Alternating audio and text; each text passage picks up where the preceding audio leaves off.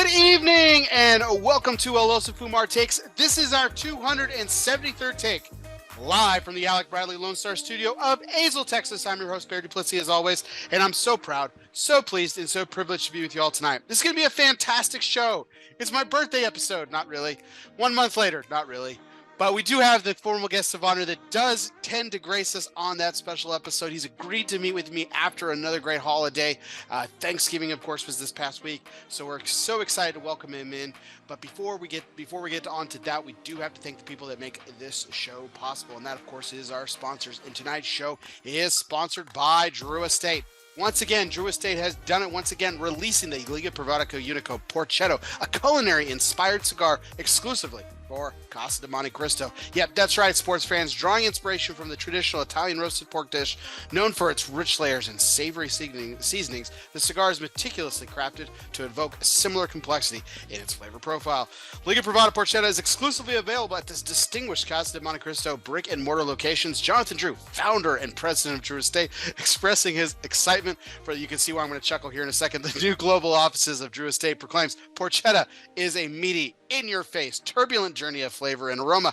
It's a hard-hitting, yet smooth and meat-loving, calculated at the very same time. Kind of like Larry Holmes' jab to the dome. It's not meant to knock you out, but damn, that was the thing about Holmes in his heyday. He could literally knock you out with a couple of jabs. Nobody gets knocked out with a jab, really. This Porchetta is like a miniature Larry Holmes.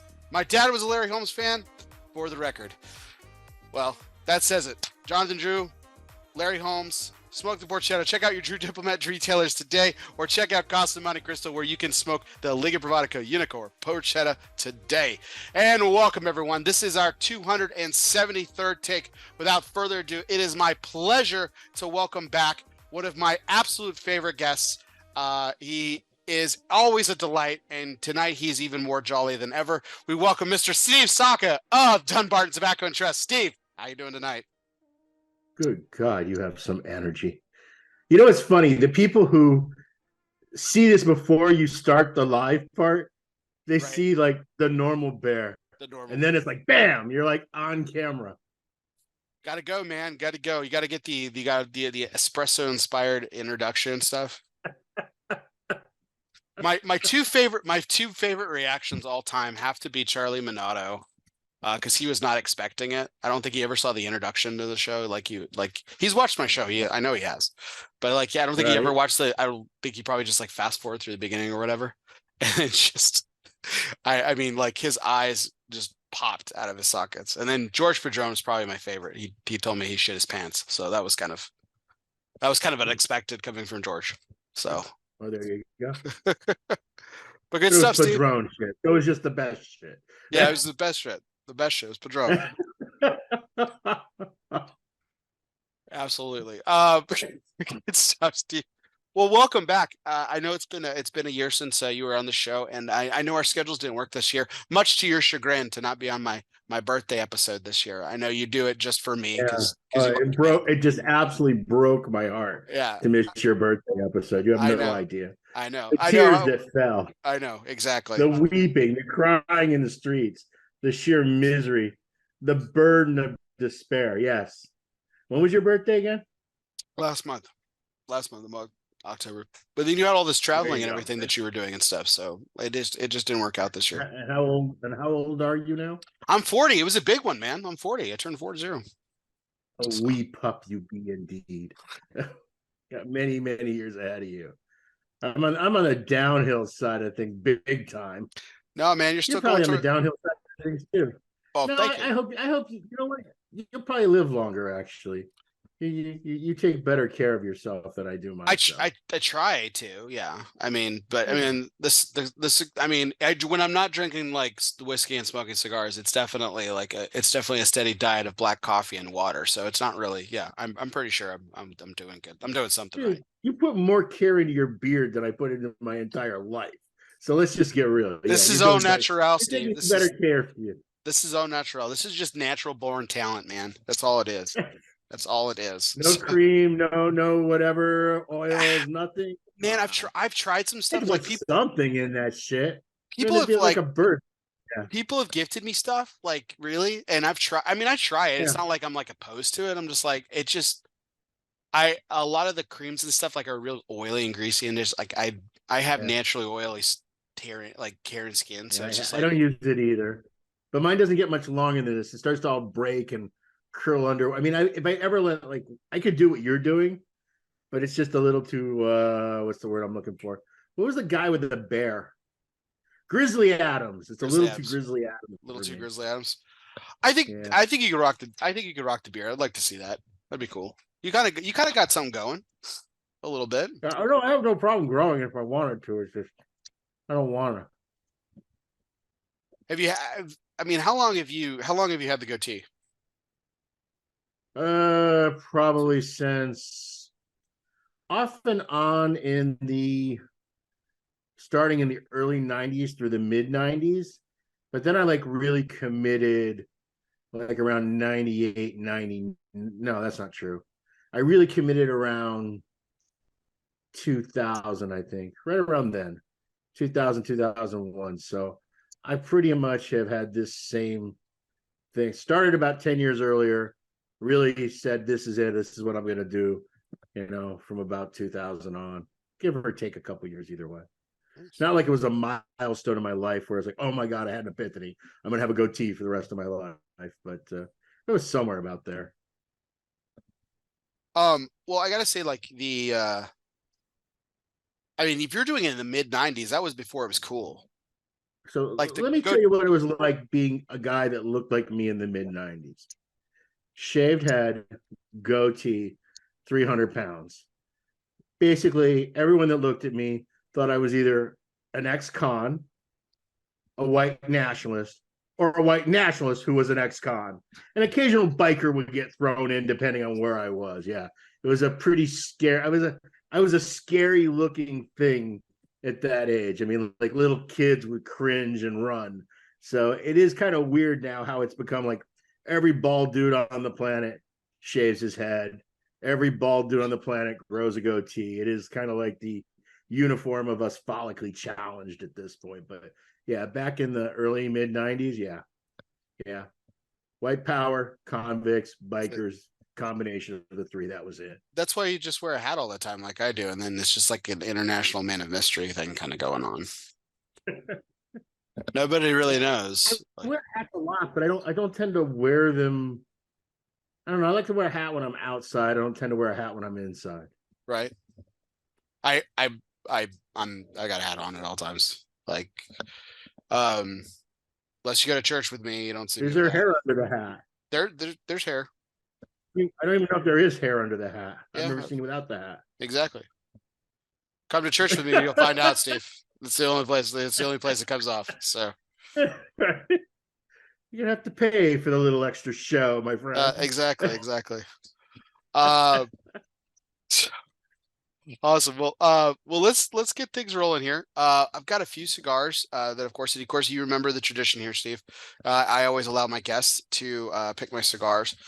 To smoke. So I've got a couple of favorites of yours. A couple Yeah. in particular, I think that'll kind of get you really excited. But this is a red meat lovers club. This is the original. This is from the original batch that you did. I've been saving a The few. 56 ring Yeah, gauge 50. Parejo. Yep. Yes, sir. 56 Parejo. That was my least favorite. Well, there you go. It's a piece of shit. It's laying right there for you to pick. Um, I've got the I've got the Sobremesa Cervantes Fino, which of course is Very elegant. One of my favorites. yes. I I've like got that the cigar. Sin Compromiso, the number 5. Yes, I also enjoy that one. Yeah. And the now while this isn't my favorite Moisture de Saka, it is a fan favorite. I go toe to toe with a lot of people, including Skip Martin, who I say it's the Exclusivo is the best. He says it's the Naka Tamale. So I have the Naka Tamale tonight. But I also have a Micarita Blue. But not just any Micarita Blue. One that you made especially to celebrate the 10th anniversary of the Puro Sabor Festival. Oh, how many cigar? How long are we talking tonight? Is this a 2 cigar thing for you or 1 cigar thing? It definitely won't be just one. I would say it's probably gonna be 2. I would go with the Cervantes Fino Okay, to begin. sounds And good. I'm curious how the 10th anniversary Sabor one is because That was from last year, correct? Yes. Hmm. Yeah, I missed the festival due to some they just didn't schedule it until too late, and I had already had commitments. You know what I mean? At least this year they had the date like put in stone, like at least 6 months ahead, Right. so I could get it into my calendar. So I regretfully couldn't make last year. So I don't know how the cigars were that actually went in. I hope they didn't suck. Nobody complained, but they never do. You know what I mean? So you can smoke and tell me if they messed it up and put tight cigars in the damn Puro Sabor box. Nice. Yeah. Let's smoke the Cervantes Fino first. You got it, sir. All right, so let's go ahead and do that. And while we're doing that, let's go ahead and to go into tonight's major point, which is always brought to you by the people. Yes, cigar people, the people who know everything about a lifetime of service. Protocol Cigars is more than just pool parties and good times. Well, maybe it is, but behind the fun is a motivation for service, a motivation for giving back. From the original Protocol Blue to the latest release in the Lawman series, Phoebe Cousins, Protocol has always been about honor, passion, and yes, the people. It's what their life's work have been and always will be about. Power of the P, Protocol Cigars. Well, Steve, so what it's talks, it's funny enough, you actually went ahead and pecked us, and I know you explained it all, in great press release and everything like that. But I kind of wanted just to get your ideas behind. I mean, this was the original cigar that put you on the market. That really, I mean, Yeah. it's still my favorite blend. That you've done. I Really? absolutely love it. Yeah, I absolutely love it. I It's love a lot of your other stuff. You know that. I love it that much. I love a good Sobremesa. blend. I mean, Yeah, it's always been a good blend. It's just it's a medium plus a little more than medium, right? A medium and a twidge, maybe. right. It's right. I've always said it's the most, like, I mean, back when I was working at Michael's, I always said it was the most complex medium body cigar we had in there in the Yeah. humidor. It is I a mean, complex cigar. It's an yeah, intricate blend. It's very good. Look, it's managed to withstand 8 years, and and very few brands make 8 years. And there are brands on the market that were launched like the same year, but they're nowhere near as popular as Sobremesa. You know what I mean? right. They're already kind of in their twilight already, and they were super popular 8 years ago. Sobremesa has managed to kind of slowly grind it out, hold its own. And oddly enough, with Sobremesa Brulee, many more people smoke Sobremesa Brulee than ever smoke Sobremesa. So Sobremesa Brulee is now kind of serving as the stepping stone to people trying the darker, fuller, even though it's medium, Sobremesa. So it's actually getting a lot of new people that never tried Sobremesa before. So Sobremesa sales have actually pretty much been steadily increasing for the last couple of years again. That's great. I mean, makes me happy because the last thing I want is to, like, I mean, because I was really, I know that it's always there, and you're gonna be able to bring it back once the tobacco becomes more available for both the Sobremesa Brulee and everything. But I mean, Todos los Dias is still, I mean, I still love that blend. It's fantastic. I still have some, quite a few actually. So holding on to those, enjoying every moment with them. So, Why I smoke the damn things? It's always another cigar, man. Who cares?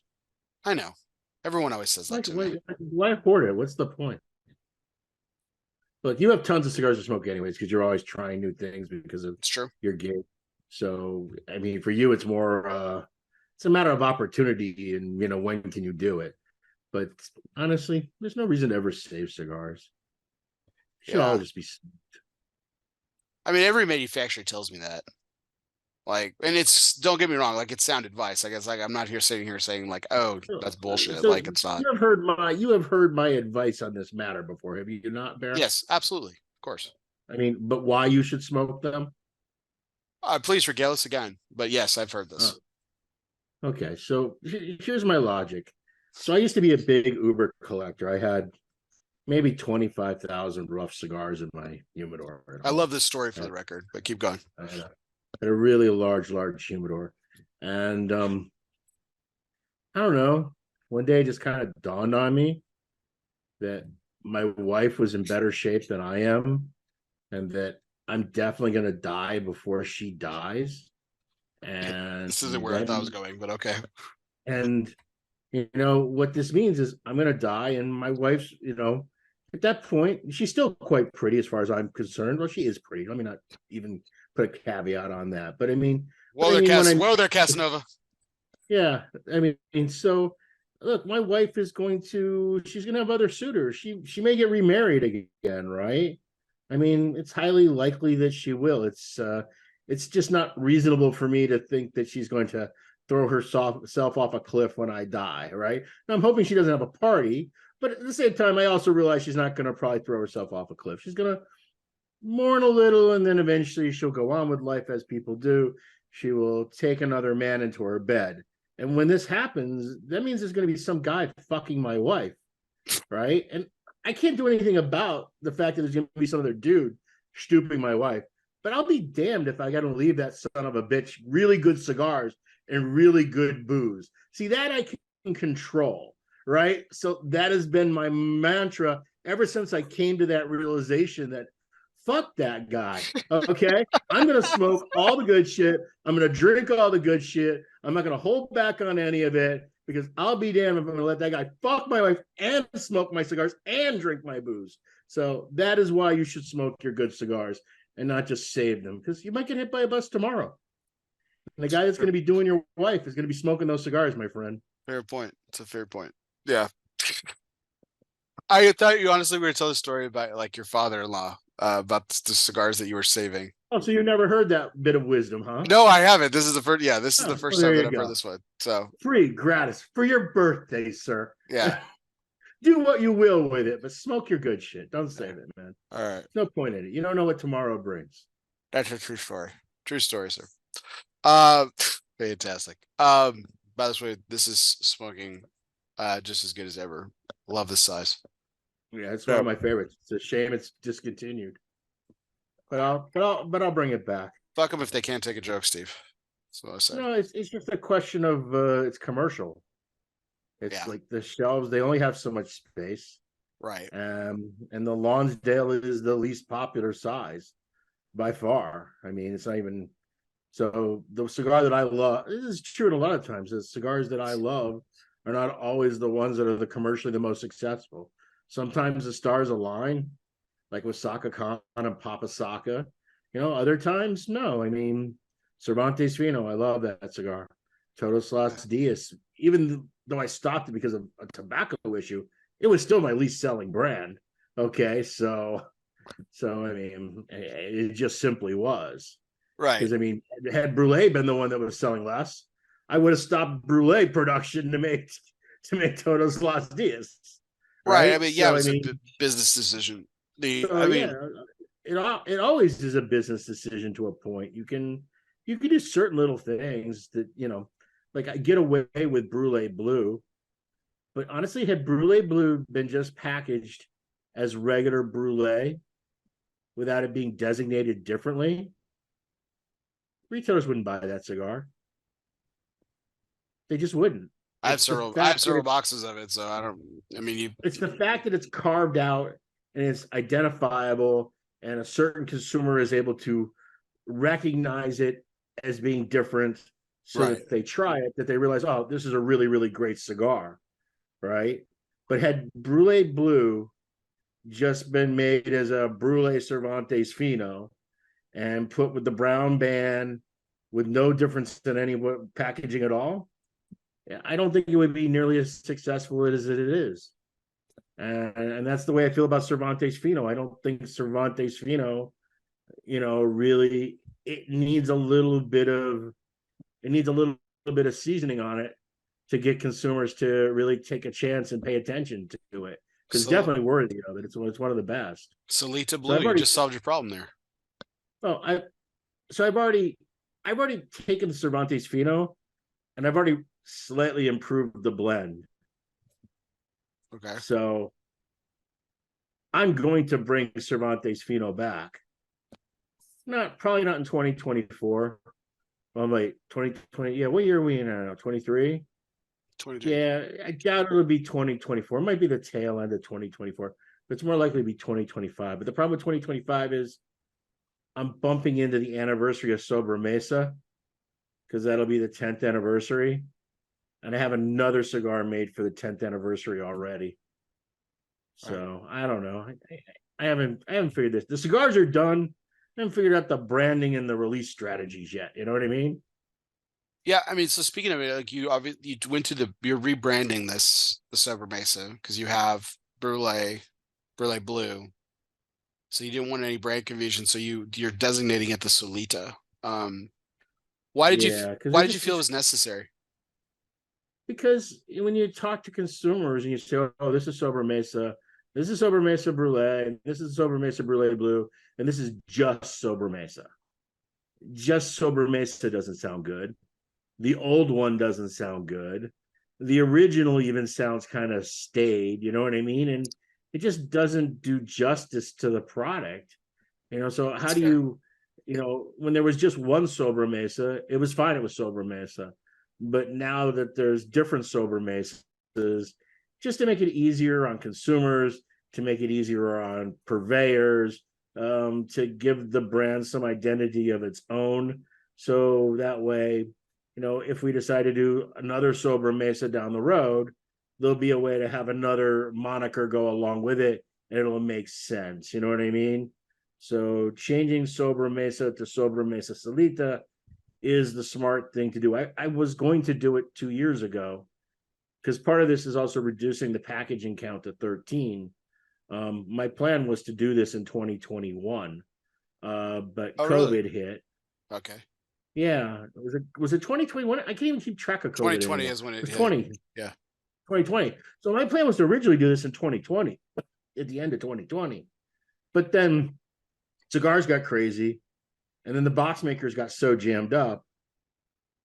I was already having problems getting boxes for everything. Why was it going to take a product that was selling in a 25 count box and put it in a 13 count box, which would double my box problems on Sobremesa? So I just delayed it until this year when the box makers are finally to the point now that they're asking for work again. So, Okay. because I got to make twice as many boxes as I made before. Yeah, I mean, I like the box size change, just because it certainly makes it easier for me. Um, and Yeah, it makes it easier for everybody. Look, cigars have become so expensive that buying a whole box when it's a 25 count box on almost all the decent cigars in the marketplace, we're north of 300. We're between $300 and $400 a box, right? yeah, It's just there's no way around it. So by doing the smaller 10 and 13 count style boxes, it keeps the price down where it's almost always a sub $200 purchase out the door for the consumer. So it's just easier. Now well, that's what makes granted, and Sin so approachable, and even Western Saka so approachable. You can grab a box of that without killing yourself.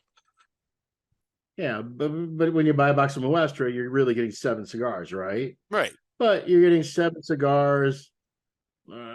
Retail is what?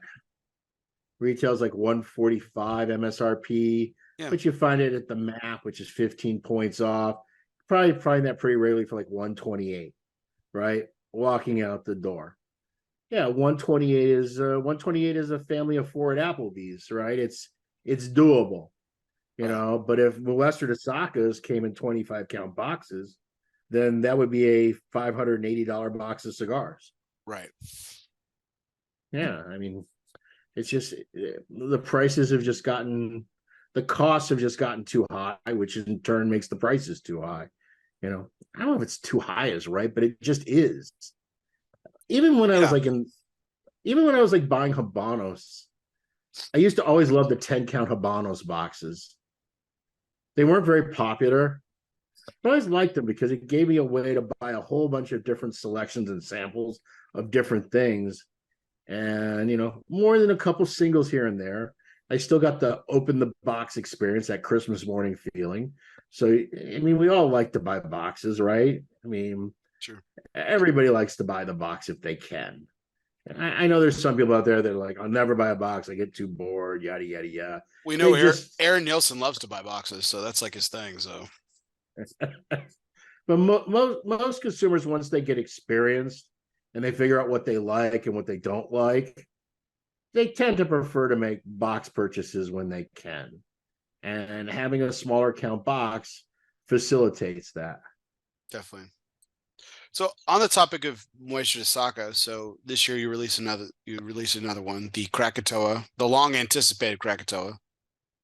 And Um, the long delay crack. So I don't know about anticipated, but delayed for sure. this one you've been talking about for a couple of years now. I know that it's been kind of, it's been discussed and everything, and there you really, it seemed to really challenge you. Like the tobaccos just weren't coming together the way that you wanted. A lot of things just weren't happening the way that you wanted. I mean that takes a lot of patience. And you're a small family business, Steve. We talked about this before. It's not like you have the luxury of, just sitting around and watching money just sit Yeah, there. So but you more so have less of a luxury of fucking things up. it's fair. You know It's what I fair. mean? So actually, it's much more detrimental to you when you rush stuff out the door when you're not happy with it. Look, you're going to make cigars and not everyone's going to love them. You know that. But you at least want to be happy with it when you send out the door thinking it's right. Because, I mean, the impact is tremendous when you're a small company. I mean, literally one really bad Muestra, it would put a dent on the line. Right. You know how many consumers, because they're seven in a box, they buy the Muestras blindly. I mean, a lot of boxes of Muestra sell before consumers ever tasted the first cigar out of the box, right? Yeah. So, I did that with Unstolen Valor. yeah. So, I mean, you have to. It's really on me to make sure that what's in the box isn't shit, or even subpar, or even mediocre. I mean, when it comes to taste, look, we're going to see this with Wagashi. Wagashi is an amazing mild cigar, but it's a mild cigar. If you don't like mild cigars, you are not going to like the Sobremesa Brulee Wagashi. You should just skip it because it's just you're not going to be happy with it. It's mild. That's what it was intended to be. Wagashi is a delicate Japanese dessert, right? That's what wagashi is, and that's what the cigar is too. So I can't say that somebody's going to like everything, but I don't ever want there to be something that's inferior or subpar in the box. You know Sure. what I mean? It's a question of, do you like this profile? Do you like this strength? Do you like these flavor notes? I mean, the thing is, and as I make more, it forces you to go a little bit more afield to make things interesting so that they don't end up being, look, it's okay that Mickey Rita Tricky Truck, and Mickey Rita Black, the Venn diagram on those cross all over the place, right? Sure. They're very similar blends, and you can push Umbagog in there, and you can push Red Meat Lovers in there. They're five different things, but yet they're all very similar in a lot of ways. If you like one, you're probably going to like them all, and you'll probably have one or two of the blends that's your favorite. Um, but when you start making these exclusives and these Muestras and other brands, they need to have enough difference in them, diversity in the blends, that they have a purpose other than it just being a new product with a new name, so that you get those initial sales. Because if I just made more of the same, I would just be taking some of my customers and moving them to my next new brand. And that's not really the intent. The Mhm. intent is to gain new consumers, people who don't currently smoke Dunbarton, where there isn't something in the portfolio that really, gives their skirt a lift. You know what I mean? So for guys that love me, Rita Tricky Tracas and the Strong Stolen Valor and whatever else, they might smoke a Wagashi, go, okay, it's a good cigar, but it isn't really for me. There's going to be other people that, I mean, there are consumers that think my cigars are super strong, and there's other consumers that think they're not strong enough, and that's always going to be the way it is. And but there's definitely a consumer for Wagashi, and I think with that consumer, look, and it doesn't mean that someone that does smoke heavy doesn't ever want a Wagashi. Look, I occasionally want a Wagashi, but yeah, it's a morning smoke for me. It's the first cigar of the morning. Are you going to make it long? Because you're already yawning, and I obviously I'm being incredibly boring here.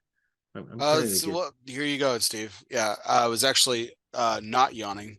I was trying to get something out of my teeth that I was eating from dinner earlier, but I appreciate the call out. I appreciate the call out. That's appropriate.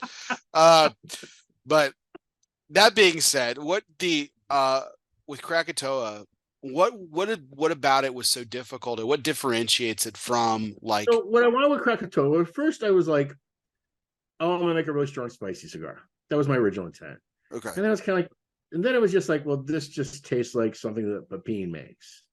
Right. And there's nothing wrong with what Pepin makes, but how does me making a Nicaraguan cigar that's just really super strong and bitey really make it unique or special?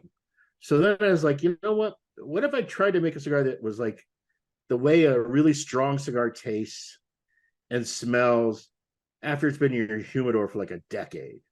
So you get this really strong, spicy cigar, with all of this heavy Nicaraguan filler material.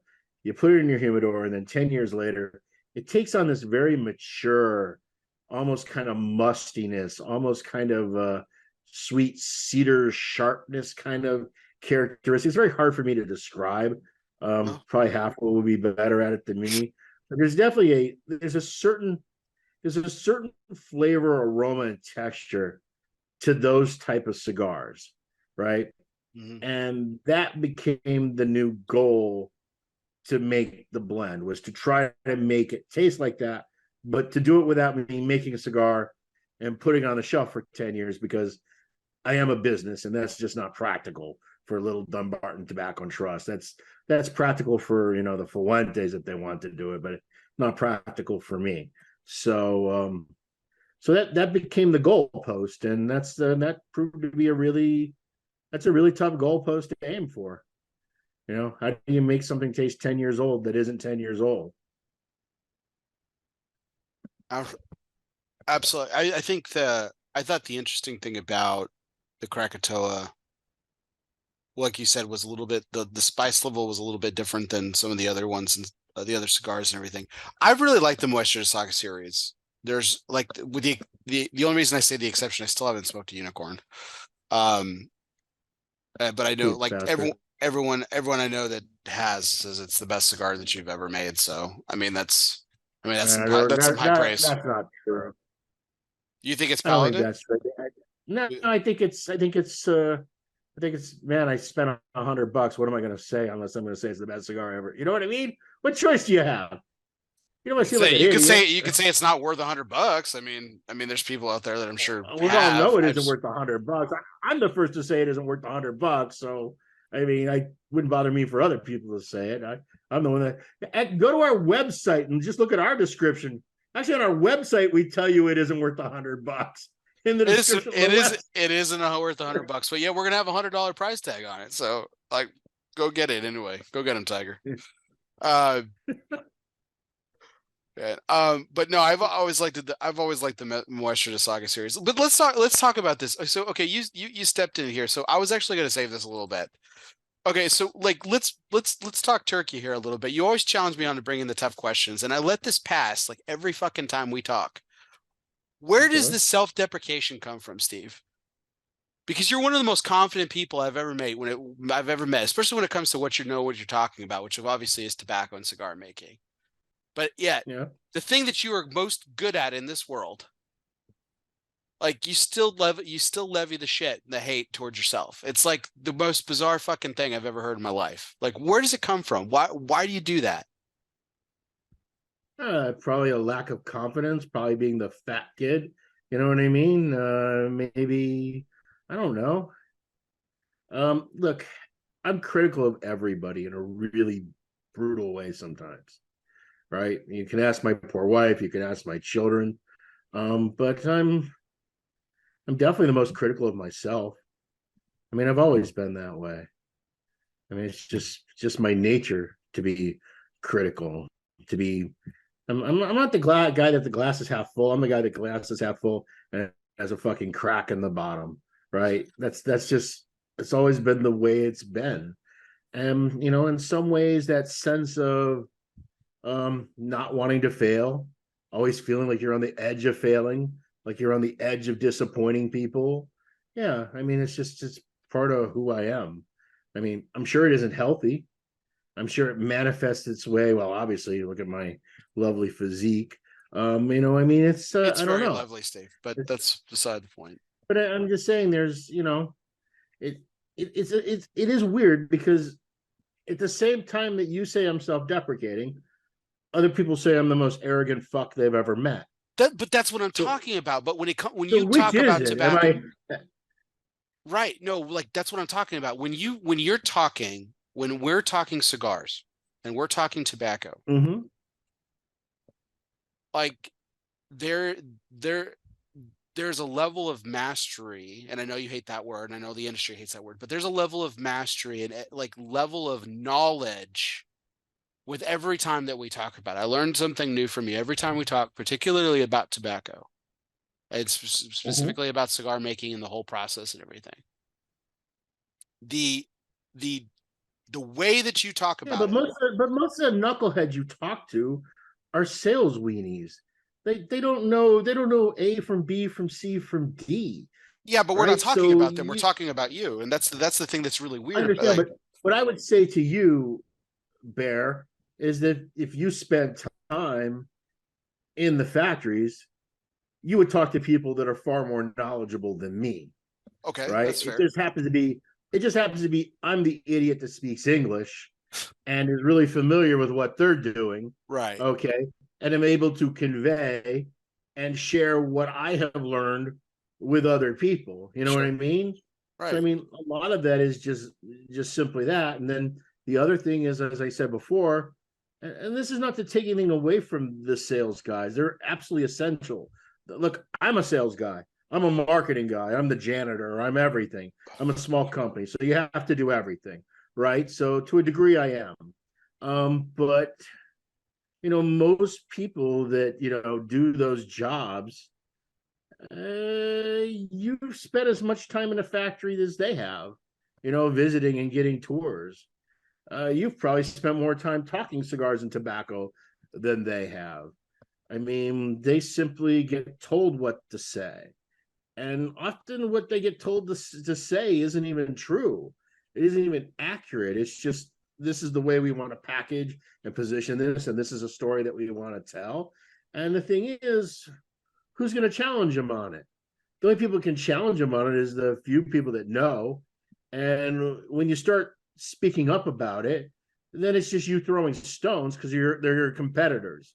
So there's no good advantage for me to, say, well, that's a bullshit story, or that doesn't make any sense, or that's nonsense. You know what I mean? Right. Because it just makes you look like a total asshole.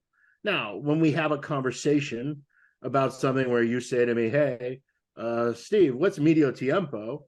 And I explain what medio tiempo is, then maybe it takes some luster off the story. Okay, but it isn't me directly attacking what they're saying or what they're doing. It's me just explaining what medio tiempo actually is and what it actually means and how it came to be. So, I mean, look, that's definitely an advantage to be able to do that. But by no stretch, I mean, I think in anything, the more you know, the more you realize how little you actually do know. You know what I mean? That's It's fair. like everything. Look, there's a guy who has spent the last 40 years of his life, and all he does is touch leaf. He sorts leaf, he builds polones, he checks temperatures, he wets tobacco, he breaks that polone down, he builds that polone up. That's all he's done for 40 fucking years. Okay. That guy knows way more, right? Just from the feel, the touch, the smell, the sight than I could ever possibly know. Right? There's just no way I can compete with his level of knowledge. Now, here's the dilemma. That's all he knows. He can't make cigars. He probably may or may not be able to buy tobacco. He's definitely not going to be able to sell cigars or brand cigars or distribute cigars or do all the things that are necessary, all the legal and all of this other stuff.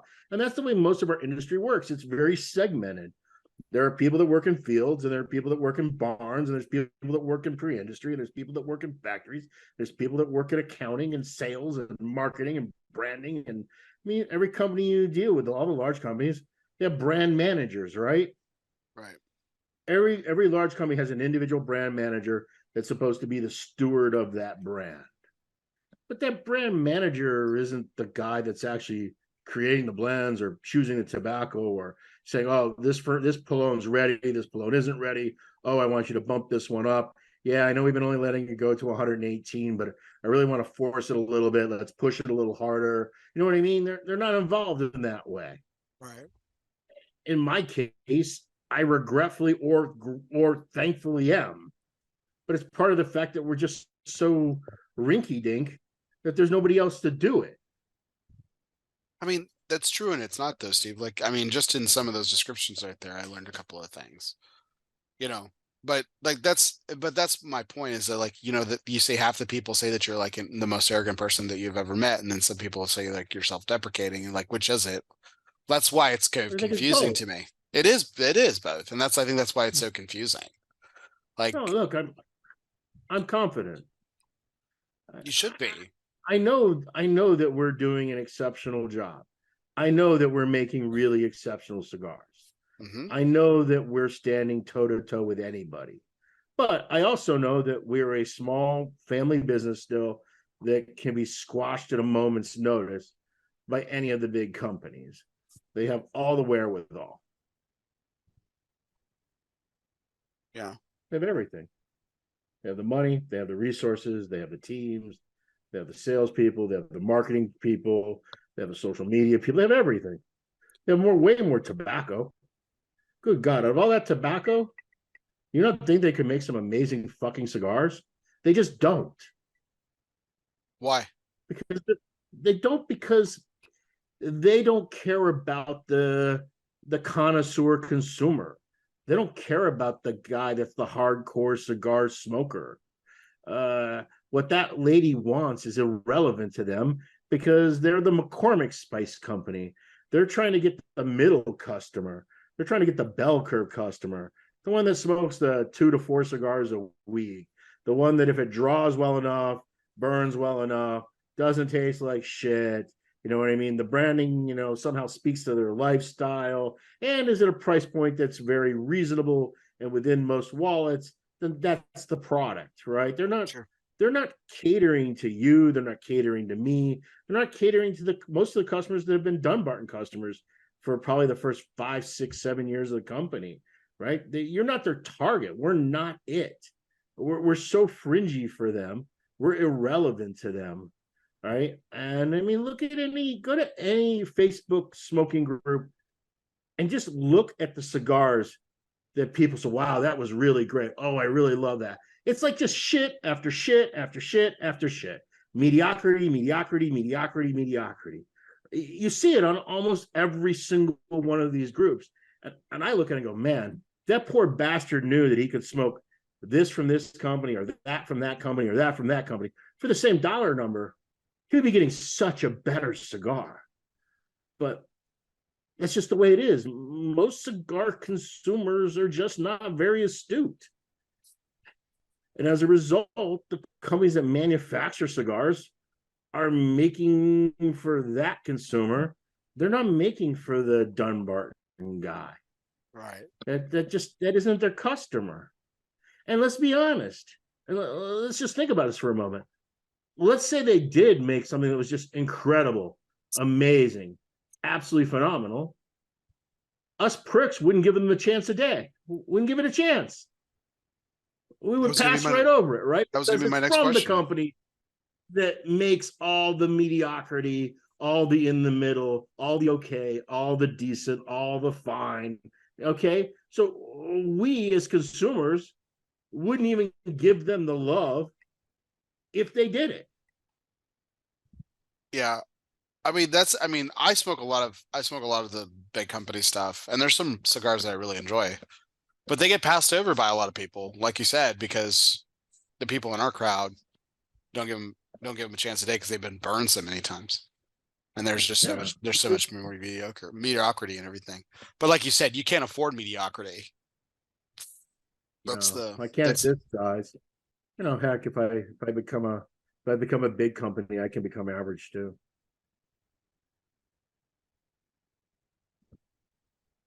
It's so unfortunate. It's the only way you can. You have to be a big company in order to be average. That's just so sad. It's true. It just is. It's just so sad. No, think about it. If I want to put out truly exceptional product, I have to sacrifice scale. Yeah. But look, you could do small scale and large scale. I mean, look, when I was at Drew, when we originally started Liga Privada, it was small scale and a much bigger scale factory. So you can do small within large. But here's the problem that you have. There's no commercial reward for doing so in the short term.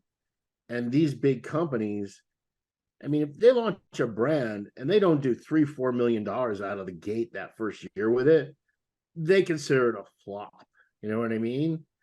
So, whereas, look, when I left Drew Estate, it was like we launched Ligas in 2017.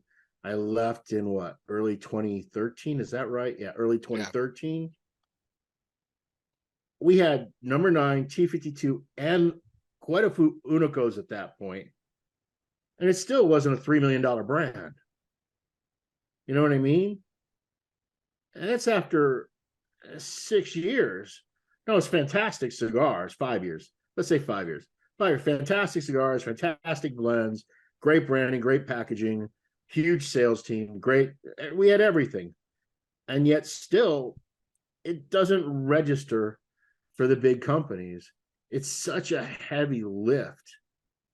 And in the case of Drew, it was even a heavier lift because you had to convince consumers that were used to just putting you in the flavored or infused tobacco box, right? So you had to get them to actually give you a chance. Yeah. Going back to again, just kind of like some of these decisions, again, staying small but working stuff. I'm curious about this decision. So I know it has to do with brand ownership. You had the opportunity to create the Red Meat Lovers Club, the original one that I showed you a few moments ago. Right. And then now you've decided to take take ownership of the brand's not really accurate because you've always had the brand, but to take ownership and make it national. I've never owned the brand. That's the reason why it's national. The owner of the brand is Evan Darnell. He owns an organization called the Red Meat Lovers Club, right? Our Red Meat Lovers is his. That's his trademark, his property. Okay. I was just the guy that got tapped with making a few cigars for a charity dinner in South Florida that were branded with Red Meat Lovers. And then that moved into becoming a store exclusive that we repeated, I think, 5 times.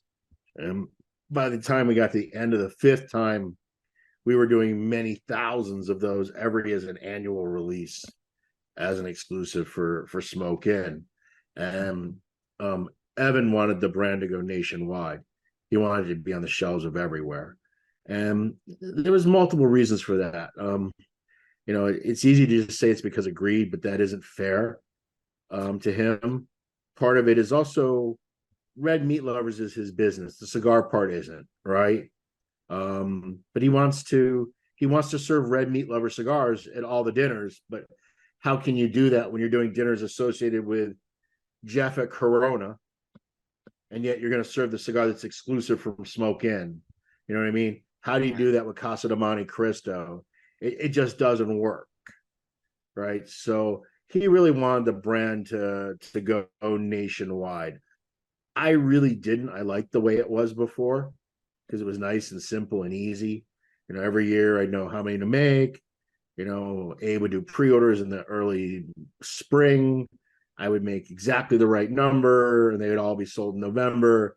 nice, clean, easy check, required no packaging because it didn't have to sit on a shelf. But in the end, I own the blend, but I don't own the brand Red Meat Lovers. So Evan always has the ability, or had the ability, to get anyone to make Red Meat Lovers. Nice. And ultimately, I told him, look, I don't really want to do it, but it's your brand. Go shop it around. If you can find a company that's willing to do it, then come back to me. And he found a company that was. And when he came back to me, I was like, okay, I want to be the guy that does it. Then I don't want that company to do it. And so now it's done, released nationally. But he will make less money on Red Meat Lovers, and so will I, unless the brand gets to a certain size. If we get to the point that the brand is doing $1 million or more a year, then it will end up being more profitable. But in the beginning, it's definitely not going to be. The old way was much easier. Well, of course, yeah. One store, one stop, one location, everything.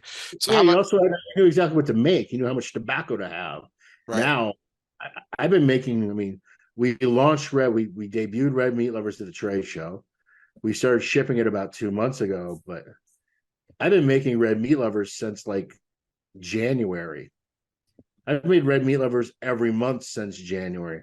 I've got hundreds of thousands of Red Meat Lovers with my cash tied up in it, in cool rooms, boxes being made. You know what I mean? It's like there's a lot of money sunk in it now. So there's a lot of risk, where the other way there was zero risk. And I made more money, he made more money, and the cigars were cheaper to consumers too. The other way, So how many did but you the other make this time? way, only a very limited number of consumers ever got to smoke Red Meat Lovers. And the other way, it didn't help with what his core business is, which is his Red Meat Lovers Club, which is, about doing these. He has 3 words he calls, and I apologize to Evan, but part of it's camaraderie, part of it's philanthropy, part of it's networking. You know what I mean? Mm-hmm. That's part of what he's doing with his organization, and having a cigar that he can serve regardless of who he's partnering with works better for him. And I understand it. So I get it. And it's a good cigar. And look, so the one question I have that's going to be something I won't be able to answer for 2-3 years is, does it gain Dunbarton new customers, or do some of my Mi Querida customers now just become Red Meat Lover customers? Well, that was going to be my question, Steve. Like you've got a lot of eggs in the broadleaf basket, and you were Yeah. talking earlier about, you used the term squash, getting squashed by the big people. And that can certainly take shape in a lot of different ways. One of them is their ability to hoard more tobacco. Now I know Yeah. you've got a sensational partnership with a couple of great factories. Knox being one of them. Their broadleaf's always been incredible and stuff, but even them, they don't have an unending supply. Yeah, but here's the way it kind of works with them. So at Noxa, they're the ones that produce my broadleaf cigars. We have an Oliva Tobacco Company is a joint partner in that factory. And so it's in that factory's best interest that Oliva Tobacco Company, in concert with me, does everything possible to make sure we have broadleaf. Okay. To continue growing the Mi Querida family, the broadleaf family of cigars. It's really important to the factory in order for that to exist. So there's a lot more impetus than a lot of other situations.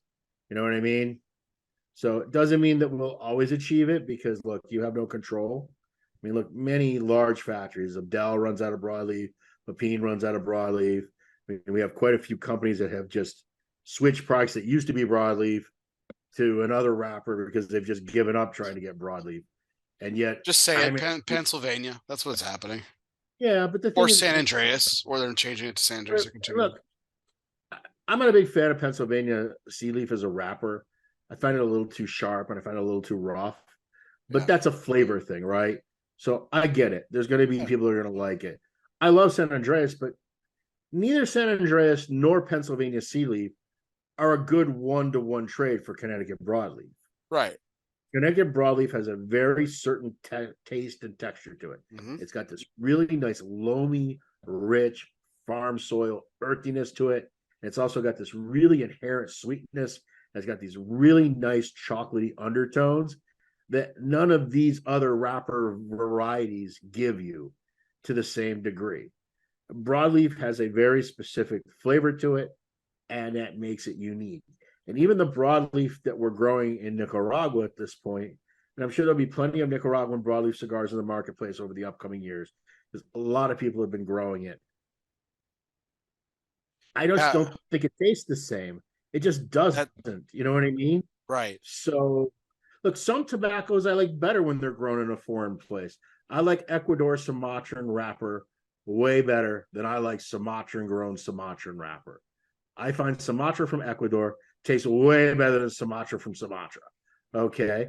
But when it comes to broadleaf, I still think Connecticut grown broadleaf is better than any of the other broadleafs I have tried from anywhere else. Now, that's my opinion. I can tell you that from an advertising marketing perspective, there is going to be a very big push in the upcoming years to tell you, the consumer, that Nicaraguan broadleaf is the next latest, greatest, best thing ever, because they have no choice, because that's what they have available to them. And that's going to be even more difficult next year, because this year's crop was a total disaster. They had all sorts of blue mold problems. I haven't enjoyed it terribly. Not to say that I won't, and not to say that all of them are bad. I just haven't really enjoyed it as much as I like genuine U.S. broadleaf. To your point.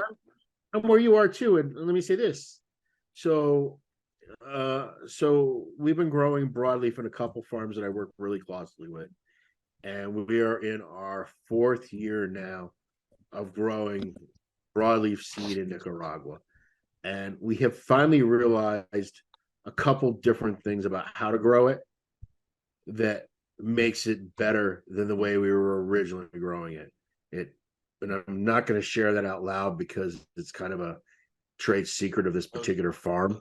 But it took a while to come to this conclusion because it's not intuitive and it's not the way you would naturally do things when you're talking about how you place your crops. But every year it gets a little better. So we are going to get to a point that it's going to become a good wrapper. But in my opinion, it's never going to replace Connecticut broadleaf. I don't see anything about any of the Central American grown broadleafs to date that make it challenge the flavor profile of the original. Now, here's the problem. The original is becoming more and more difficult to get. It's becoming more and more costly to work with. And maybe eventually we'll have no choice. I can tell you right now, I have no intentions of making anything more in broadleaf at this point as a brand. I might do, a shop exclusive, 500 boxes or something, 1,000 boxes, something, 10,000 cigars, who cares? But I have no current intention of adding any more broadleaf to the mix brand wise. Red Meat Lovers has really kind of pushed me to my edge. It really has. Yeah, and that was going to kind of be my point, was like, I mean, I can certainly appreciate all your expressions, and I do. But with the red meat lovers and everything, I was just like, because you've talked about, I mean, you were the one who actually educated me and used this terminology for the first time to where I understood it, which was cannibalizing your own product. Right. And so like that was kind of my initial onset. It was like, okay, Well, if you look at I Red like Meat it. Lovers, it's one of the reasons why I made it all trunk press. The only one I Okay. didn't trunk press, look, the original Red Meat Lovers that you have, Right. the 6x56, which at the beginning, I don't know if anyone heard this. It's my least favorite of them. It was the first one, right? Right. I like the second year, which was the same cigar, a little better than the first year. I get a little better as time goes on. But I did not make that part of the Red Meat Lovers brand. The only one I kept was because it was just too weird and too kitschy not to, was the beef stick. But the other three sizes, and look, beef sticks are going to be the least seller. I can already tell you that. It's 6x48. Interesting. Oh, yeah. Okay. Yeah. So, but the other three, the Robusto, the Toro, and the Gordo, they're all trunk pressed. I decided to go all trunk pressed for a reason, to provide at least some differentiation between. So you will not see a trunk pressed Mickey Rita. Now, maybe you'll see a special Mickey Rita Black that I trunk press. You know what I mean? In the future. Not that that's on my radar, but I'm going to leave Red Meat Lovers being the trunk press, and I'm going to leave the others as Pareos to provide some element of delta separation. And the other thing that I have to ask myself is, look, I'm comfortable saying Mi Querida, but most consumers aren't. And the Mi Querida packaging, I think the bands are quite elegant, but the boxes aren't much to look at, right? The original blue and the red, they're just very simple, flat lid, kind of hobnail style boxes. So, but does Red Meat Lovers get a whole new customer? Sin's the only one that's kind of like all over the top elegant, though. Like, it's really nice. I really like the Sin Compromiso boxes. But I think the black box on Mickey Rita looks good because of the way the paisley silkscreen is, but it's the silkscreen that makes the box what it is. I think the unicorn cabinets are really fancy.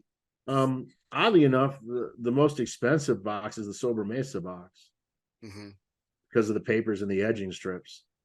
That's interesting. Yeah, I mean, look, the Sobremesa boxes, as manufacturers don't release boxes like that anymore. That's true. Nobody makes that style of box. It's way too cost prohibitive. Just the artwork, the tooling, the everything that you need to do to make that traditional dress box is just not practical anymore. So it's really something of a bygone era at this point. Everything has gone to much simpler, they might have a fancy printed label, but they just kind of stick it on the interior of the box or the center of the box. You know what I mean? Not a lot of boxes with edging strips on them anymore. Not a lot of boxes that have the full, the side seal, the warranty seal. That's the full frame to frame vista with the edging strips, with the filetes. That's a pretty done thing. And you'll see companies now, they'll do it, but they're now faking it by doing a cardboard box, and they just print the box to look that way, right? Right. But it isn't a true dress box the way the boxes used to be done. That's good. All right. Well, so what I'm thinking is, I'm hoping that between the trunk press, the rather simplistic name Red Meat Lovers, it's pretty self-explanatory. Everyone can pronounce it. Most cigar smokers like red meat. The simple, bold red band, the box presentation. Maybe it'll attract a totally different fly to the well. Maybe it'll be a new consumer. We'll see. Time will tell. Did you ever consider changing the name to Mi Querida? The way that you've done with Solito? Good. Please don't. Yeah. I like it. Yeah. And I like the answer. I see what you're saying. No, I can see somewhere where Mi Querida, the original Mi Querida, will get its own name too. Because you have Mi Querida Tricky Trocket, you have Mi Querida Black.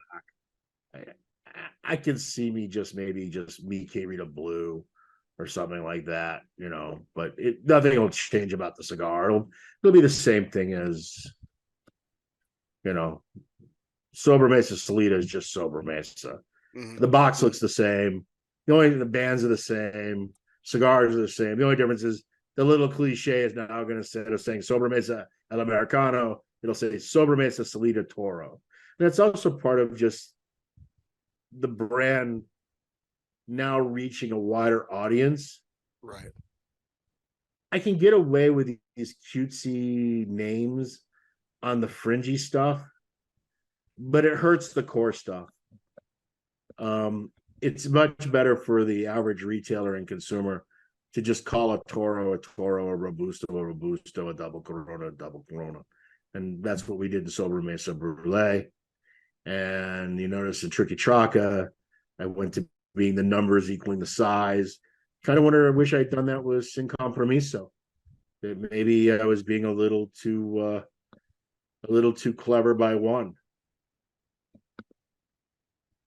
Which will get us into some other questions here in just a second, but we do have to take a break for one of our fun segments, which is always brought to you by United Cigars.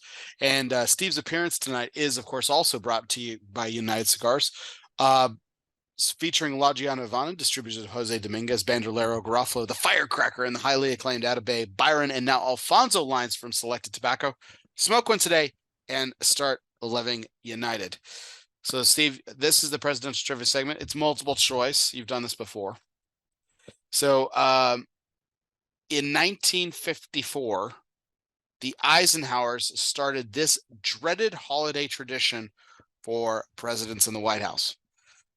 Dreaded holiday tradition. What's that? Pardoning the turkey. Nope. That's Thanksgiving. So this is Christmas. But I missed it. I'm sorry. I was trying to listen. I was trying to look at something else. I'm supposed to a Christmas thing. Yeah. So in 1954, the Eisenhowers started this dreaded Christmas tradition. All right. Was it Christmas tradition? Yeah. So was it A, giving away fruitcakes to staff members? B, seeking out Hallmark to create the first ever White House Christmas card? C, hanging tinsel from the White House official tree? D, hung mistletoe throughout the White House to attract kisses from other foreign heads of state? Well, it was Eisenhower. Had it been LBJ, I would have gone with the mistletoe, but I don't think Eisenhower was that dude. Johnson would have hung a mistletoe on his Johnson, dude. Yeah. I mean, and that's a fact. I'm not trying to be grotesque. That's literally what he would have done. Tinsel was really popular, but I don't think they adhere to that. Plus, they have 8 million trees, so they probably have some tree with tinsel and some trees without tinsel. Because I mean, where they have like, I remember I saw some documentary one time. They have like 100 Christmas trees in the White House or some nonsense. I'm gonna go with a fruitcake. It's a good guess. Hanging tinsel sucks. It's actually the Christmas card. So the Eisenhower sought out Hallmark specifically to create the first ever official White House Christmas card, and that was sent out. So, do you send out Christmas cards? Have you ever done? Well, it's funny you should say this. First off, personally, I don't do shit with the cards. But my wife does. So Cindy does Christmas cards. Got it. Cindy does. We as a company have never sent out Christmas cards. Dave Lafferty and Cindy Saka have decided that we should send our customers Christmas cards. Okay, at least our good customers Christmas cards. Okay. I think it's a total waste of time. I think it's utter bullshit. I did my part. I made a custom Christmas card. I gave it to both of them 3 weeks ago. I will be very surprised if they actually do the work to sign all these goofy cards and address all these envelopes and send them all out. So between you, me, and everyone listening, I'm betting that I'm going to go on, like, when I come back on January 3rd or whatever date that is, I'm going to ask, oh, hey, did you send the Christmas cards out?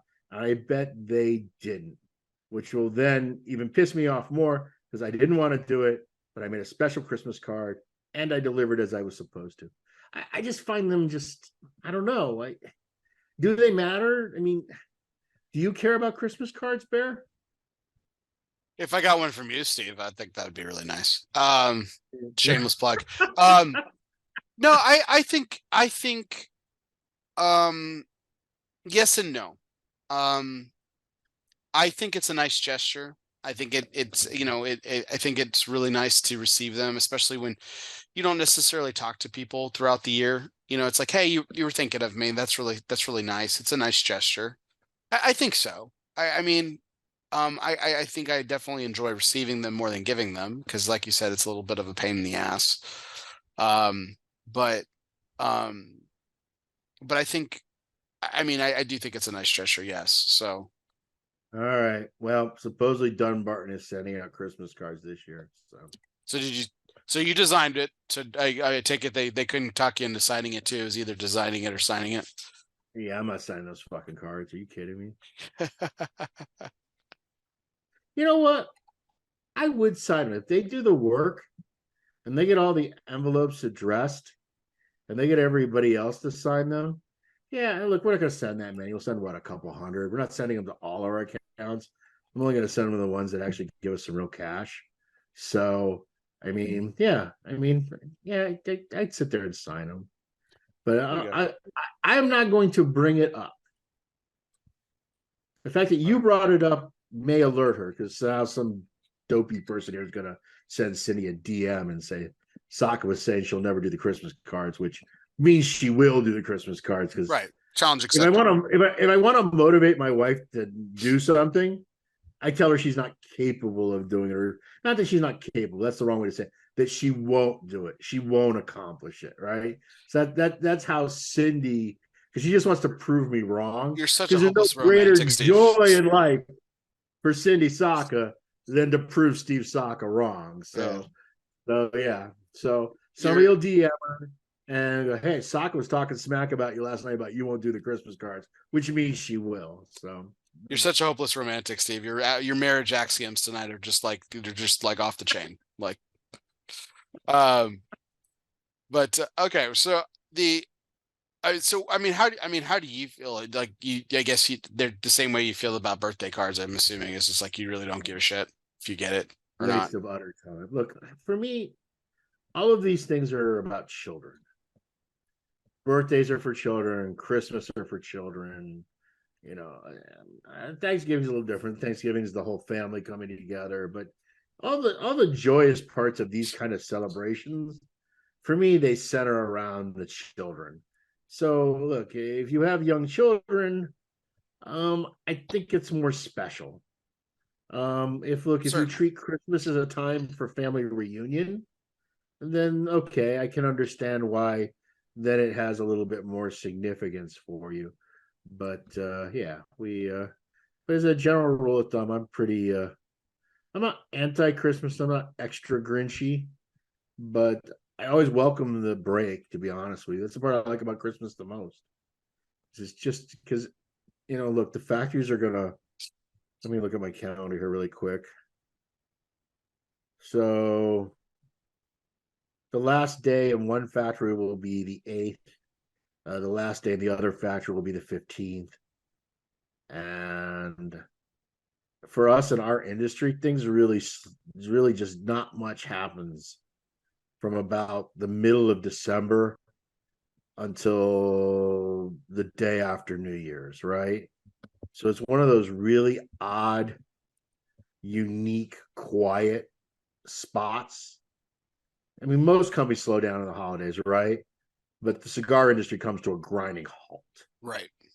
On our end, not for retailers. Retailers they gotta do their Christmas parties and they got all their holiday stuff to do. But as a manufacturer, the factories are closing mid-December, right? The customers, our retailers, they buy very little, because if they don't have it on the shelf already, they're not going to get it in time. So, I mean, the end of the first week of December, maybe about the December 10th, at that point, all real sales pretty much stop. You just do a little fill in. Hey, I need 2 boxes of Ancho Largo. I need a Sobremesa Robusto. I need 3 of this. I need 1 of the, you know what I mean? But there's no major anything happening at that point. You don't tend to do, even for the sales and the road warrior guys, they're not doing a lot of events. They might have 1 or 2 Christmas party events they do, but everything really slows down a lot, much more in our industry than a lot of others. So it's a nice little respite, that we get in the holiday period. Problem is, it's never long enough. I really wish it was like 90 days long. That would be fantastic, but that's never going to happen. And then this year is going to be even more challenging because trade shows in March. It's going to be bedlam. That's my concern about this going into it. And I've mentioned this on a couple episodes, so I know my audience is just going to get bored with my point because I beat this dead horse into a ground. I don't think it's a problem this year, just because you're going to have the quick turnaround. I think manufacturers are a lot more prepared. I'm sure you've got stuff that are ready. It's ready in the till. No, I think it's the opposite. I think it's going to be much more difficult. Well, here's my concern. So, like you're talking about the shutdown, right?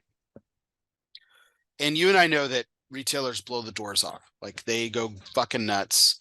They want to push all the stuff out with the holiday, right? And it makes sense. They do. And they're going to try to push everything out because, again, at the end of the year, they don't want to pay inventory tax. Well, right? some places have floor tax, other places don't. Sure. Okay. But It just overall, depends. yeah.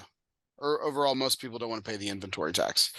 So that means by the time that you guys start cooking again in January, and that's time that shelves for a lot of retailers, okay, not every retailer, there's some retailers that are better than others and they're just always stocked and they make plans this way. You know, it's because Jay Davis got on me about this again, but Jay's not the ordinary retailer. So that's always my argument. Jay is like, he's going to be prepared. He's going to have his shelf stocked year round. But but for a lot of shelves, the average consumer is going to go into the average humidor and it's going to be barren until about February. What won't be barren, what it'll be barren of is, you have to understand, when you go into most humidors, 70-80% of that stock that they have on the shelf really is just not turning very much. In most humidors, it's 20 to 30% of the stock that's constantly flipping, and the rest of the stuff is just kind of there gathering dust. They'll sell a few of this, a little of that. They'll have some shit that they're never selling, that they wish they had never bought, that has just been occupying space forever. The problem that you have is retailers just don't buy in the winter months. Doesn't matter that their inventory is light. They look, cigar sales, they go down. Look, you can't smoke outside in a lot of places. Yeah, hardcore junkies like us, we're smoking cigars out 24/7. But that guy that's smoking on the golf course, he ain't doing that. The guy that's barbecuing in his backyard, he ain't doing that. That's fair. The guy that's hanging out watching his kids in the pool, he ain't doing that. You know what I mean? So sales slow tremendously in the winter. So the retailers don't really actually have the money. They don't want to eat. They don't even want to buy. They only buy what they must buy, right?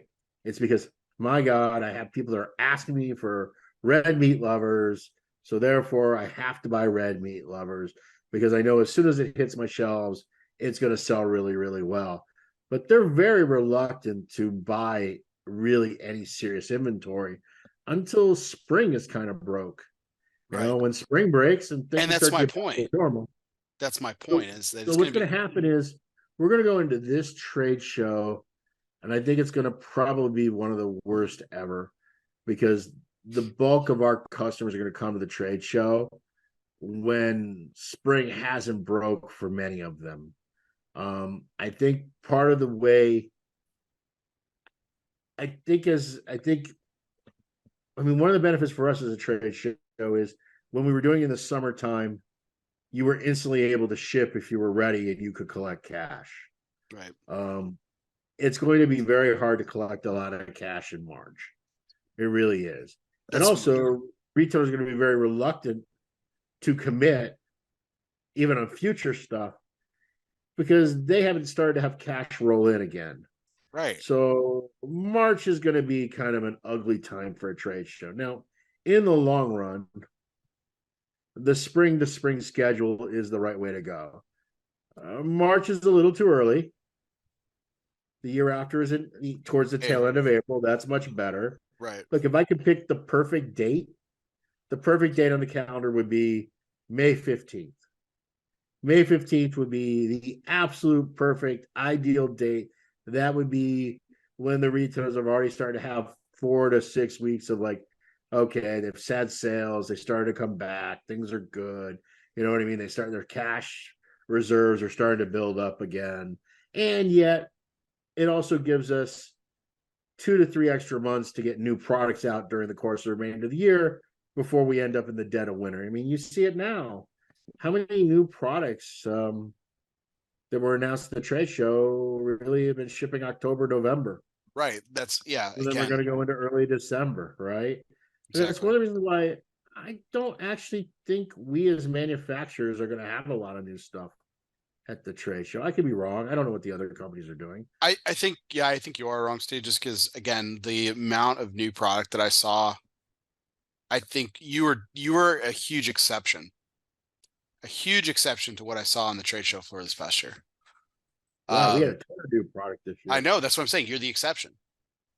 I didn't see a lot of new product overall. Oh, so you think that they're just going to make up for Yeah, it in the next cycle? And yeah, maybe that'll be the case. And look, maybe that'll be smart because I'll be sitting there holding my dick without a lot new, and that'll make it even less likely that retailers will give me a decent payday. I mean, I've already pretty much told my team to expect PCA sales to be half of what they were this year. That's what I'm planning on in my mind. Is for actually a 50% decrease in sales at the March PCA versus the July PCA. yeah. I mean, I'm interested to see what it does. I mean, I'm excited about the change. I think overall, like you said, the spring to spring makes sense. So long term, it's the best. Yeah, Going to the spring schedule is the ideal schedule. It's sure. gonna be a little rough this first go. For sure. I know we got a little off track here, but that was our presidential trivia segment brought to you by United Cigars, featuring La Giana Ven and distributors of Jose Dominguez, Bandolero, Garofalo, the highly acclaimed Atabey, Byron, and now Alfonso lines from Selected Tobacco. Smoke one today and start living united. Now, we've got a couple other fun segments here, but I kind of wanted to tie this into a couple of deep dives. We've already talked about the enigma that you are, the self-deprecation, the arrogance, right? But yet there's this overwhelming magnetism, and don't bother denying it, please, that you have. He's a motherfucker. What? I said sexy as a motherfucker. There Yeah. you go. Go Yes, indeed. So I'm the there's this sexiest Batman alive. there's this magnetism that you possess that's just, again, and like we said, like you're the most lovable curmudgeon of them all. Like you have the you know Uh, I've always appreciated you, Steve, and you know that, and we're close and we're friends. I've always uh, considered you one. But I mean, for the average person who doesn't know you like I do, but yet, so like when you lay on the arrogance or you lay on the curmudgeony, it can be right. a little, I'm sure it can be a little off-putting to people who aren't expecting it. Oh, yeah, it woefully disappoints some. But It it's angers just, others and it disappoints. but at the same time, like everyone, like so many people are drawn to you. Like events that you Uh, do are always fantastic, you know. And Lafferty does a great job for you too. So he puts on some fantastic Great events guy. too. But when you show up, it's a completely different draw. You know, why do you feel like people are drawn to you? What do you think it is? I'm interested to hear your opinion on this. Try not to be sarcastic. Um, so you notice what every single marketing company is like trying to do right now. Their primary thing, the one thing that they are trying to make their product or their company be regarded as authentic. That is everything that they do now. Right. Everything is to make this company seem more legit, more authentic. And I think that for cigar smokers, for my customer, I am them. So there's almost kind of like a natural inherent bond that I'm also, and I know you said not to be self-deprecating, but I am the No, I should don't be schlubby, sarcastic. You're gonna do right? the self-deprecation thing. It's like your But staple. but I am the schlubby middle-aged cigar geek. That's who I am. That's who I was back in the late 80s, and I have been consistently that guy, 30 years later. And I think that I think that the way I talk in a podcast, the way I write in social media, the way I act at events, it's very consistently me. You know what I mean? Right. I've never been one to look, I choose my words carefully sometimes, and sometimes I intend to not choose my words carefully. But I think that in an age of it's not the golden age of advertising where, in the 50s, everybody sucked out every little kernel that Madison Avenue fed them, right? And that really pretty much went 50s, 60s, 70s. You kind of got to where we got to the Gen Xer guys, and we all became a little jaded at that point, right? Because we had now been steadily advertised and marketed to for 30 odd plus years in a way that had never been done before. And I think that the subsequent generations have even had more of it. And I think the one thing that we as individuals, all of us being consumers, crave is authenticity. And I think that I am just simply who I am. And I think because they have been so marketed to, that they have really good bullshit filters that are much more acute than the previous generations. And I think that that rings true. And in a world that so little rings true anymore, I think that makes someone like myself appealing. And look, I'm in an industry that's full of bullshitters, right? And look, I bullshit too. I mean, I'm not above it, but at the same Let's time, not forget the story about the melon. So yeah, keep yeah. going. So I mean, but it's different. You know what I mean? And I think, Yeah. and I think, and I think it's, I think consumers can sense that, and I think it's because they sense that I tend to do well in this current environment.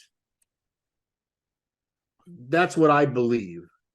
Now, whether that's true or not, I don't know the answer, but that's the only reason I can explain it because, look, I don't fit the prototypical. I'm not Latin. I'm not elegant. I'm not black tie. I'm not good. I don't look good in a suit.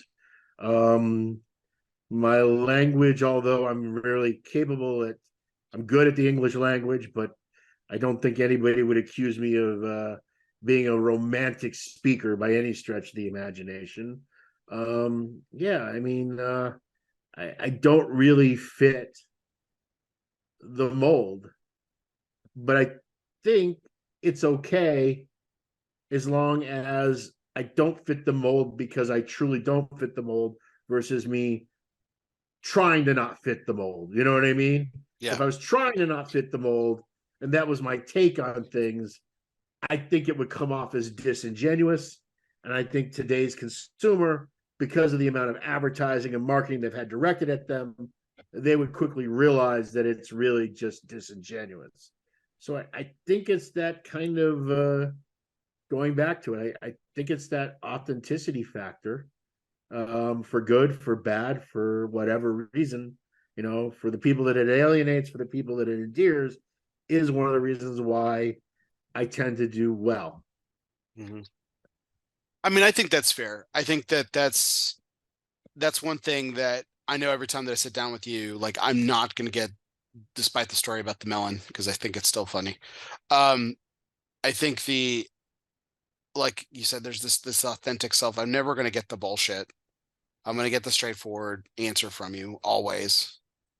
And again, that's why I also appreciate your challenge, your call to arms every time I do sit down with you. You always want to be challenged. You don't want to answer the same thing. You don't want to talk about the same shit.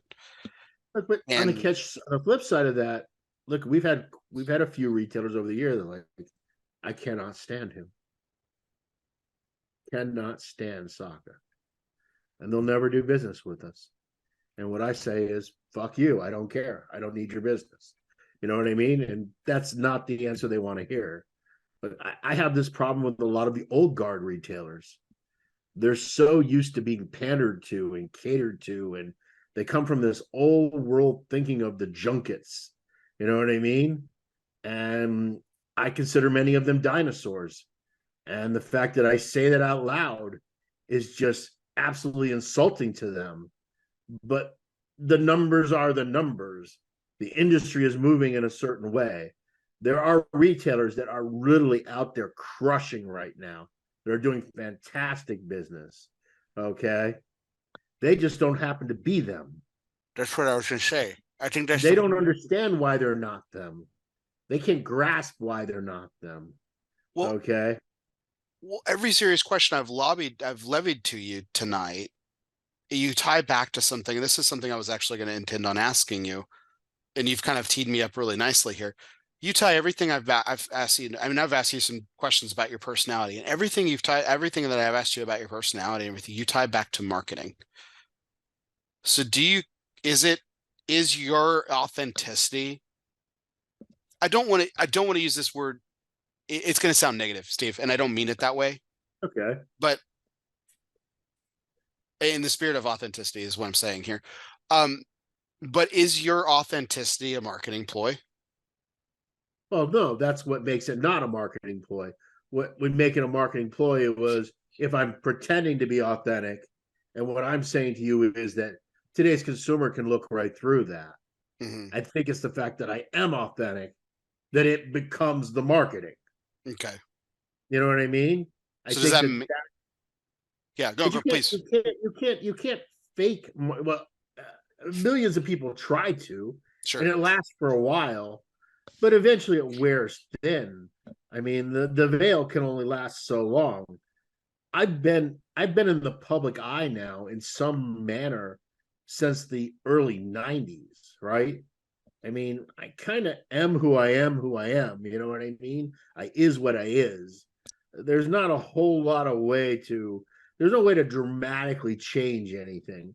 The only thing I could dramatically change is if I would get my shit together and start eating better and working out, I could drop some pounds, right?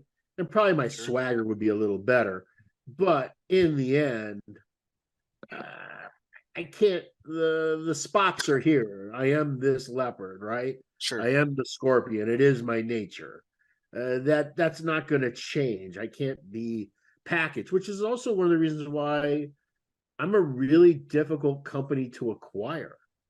Because what the fuck do you do with me? I would be a miserably bad employee, right? I really would. We talked about this at PCA this year about like the future of Dunbarton Tobacco and Trust. What does that look like? Yeah, I have no clue. And I mean, I have some inklings, but I don't have any grand master plan. I can tell you that. I'm so busy in the day-to-day grind. I'm just trying to. I'm trying to make it through Wednesday right now. You know what I mean? Yeah. I mean, your Voltaireanism aside here, just for the sake of the point. You wait a minute. You're gonna have to give me a definition of Voltaireanism. I don't even know. Well, I think therefore I am. You are what you are. You is what you is. That's okay. I was taking some license with Voltaire there, but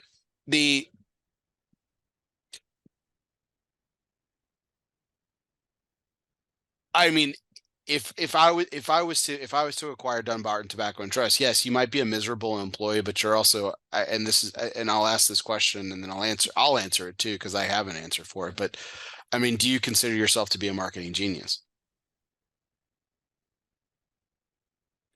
Yeah, I'm better at it than most. That's for damn sure. I think you're exceedingly better than what you have to understand is I'm marketing to me. I am the consumer. So who better? I mean, right. You gotta understand these guys that are in these companies, they're not hardcore cigar guys. Right. They're lifestyle guys. They care about their golf game. They care about their trips to wherever. They care about their yacht. They care about their Bitcoin position. You know what I mean? They're into a million different things. I'm a cigar guy. I'm a cigar geek. I'm a tobacco nerd. That's what I am. So therefore, I just have to make shit that I like and that makes sense to me. And as a result, it gets a certain consumer base. Now, can that consumer base build out to the average person? Maybe, maybe not. I mean, that's always the challenge you have as a small company. There's like a variety of different humps you have to get through. And we're in the hump right now that's probably the most difficult of the humps.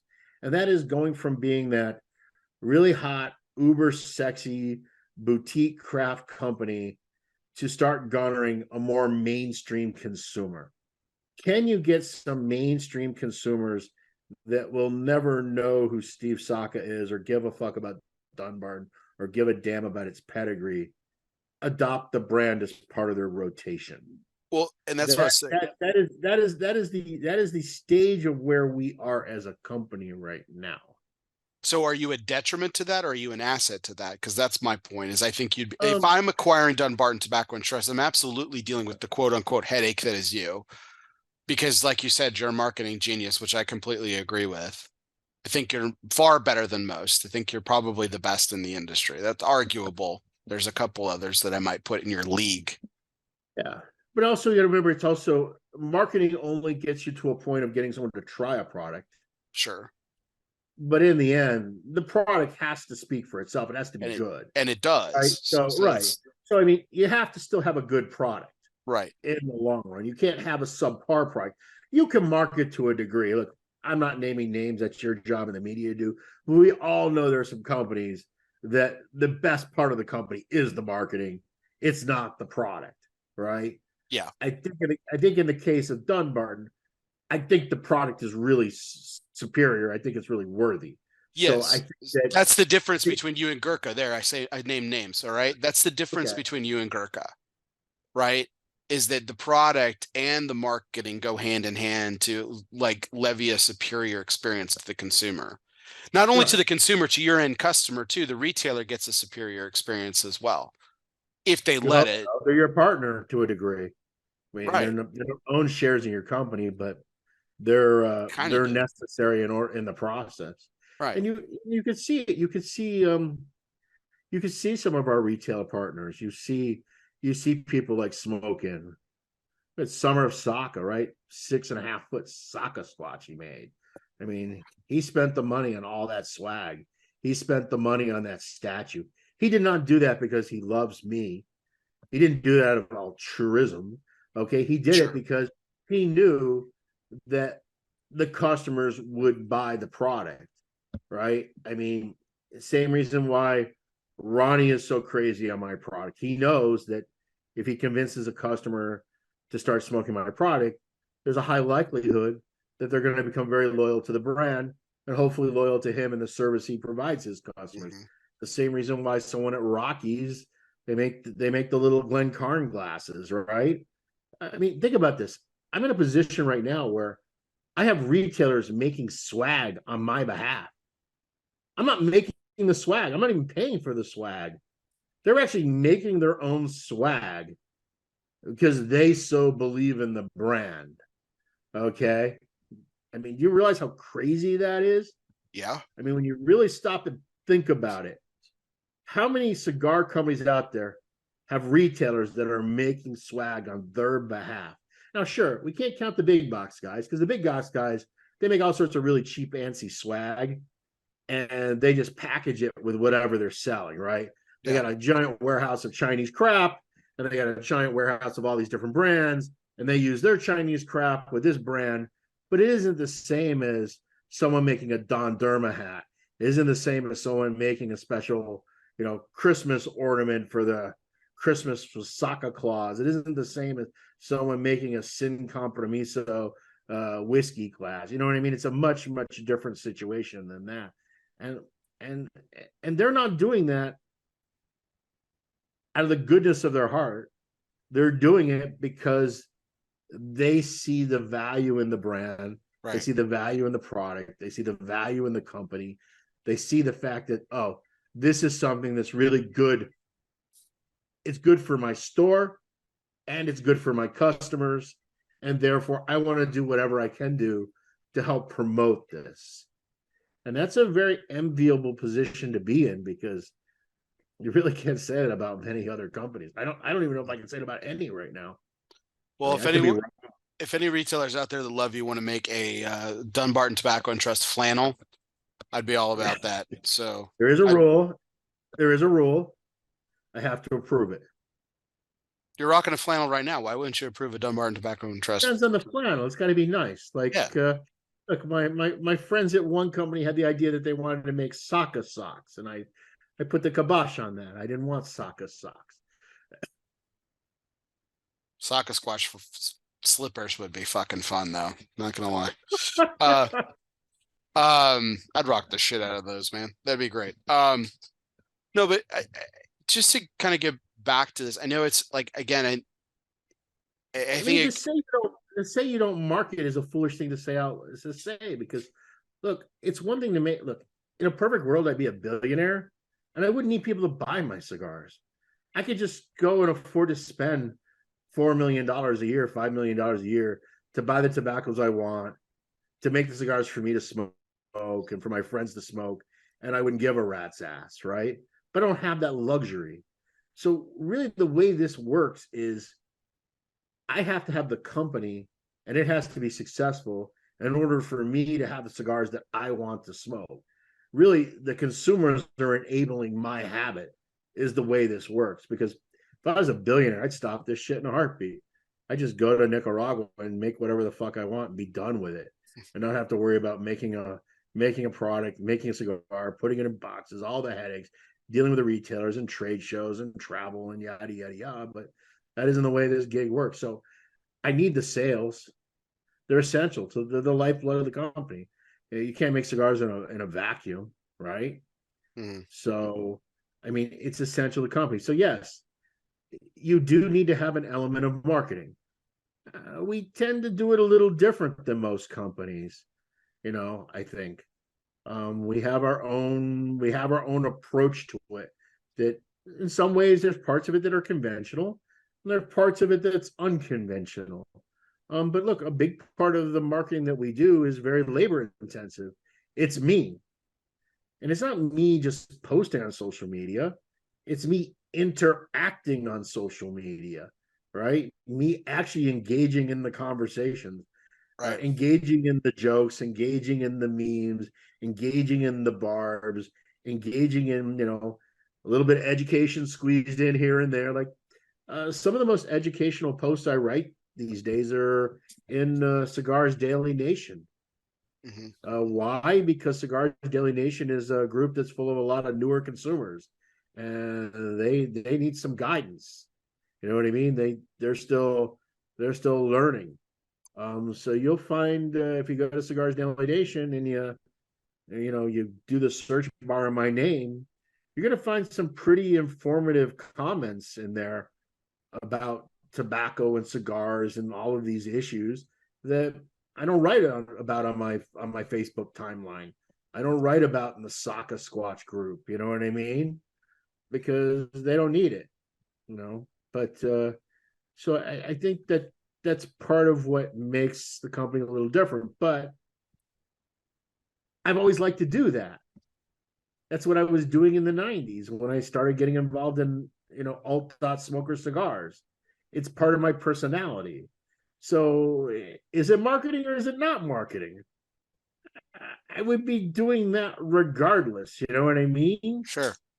So it's kind Goes of back to the authentic self. It goes back to the authentic self, right? right. So I mean, it's kind of like I was doing it before I was in the cigar business.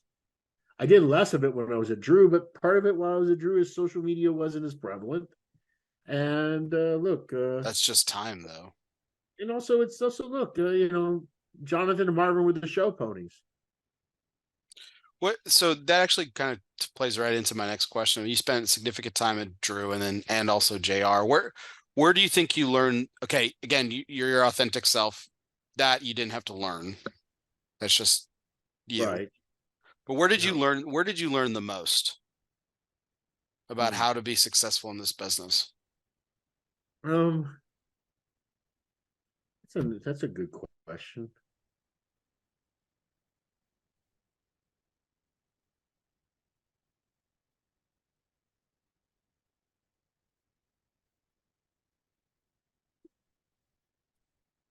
I learned most of the business stuff while I was at JR. I learned a lot more about factory when I was at Drew. Day in, day out operation kind of things. Um, but the business side was definitely more JR than was Drew, because at Drew, I was really the person that was kind of the leading, setting the goalposts. You know what I mean? So it was a little different. I mean, it's like everything. I still learn shit now. You never stop learning stuff, right? Right.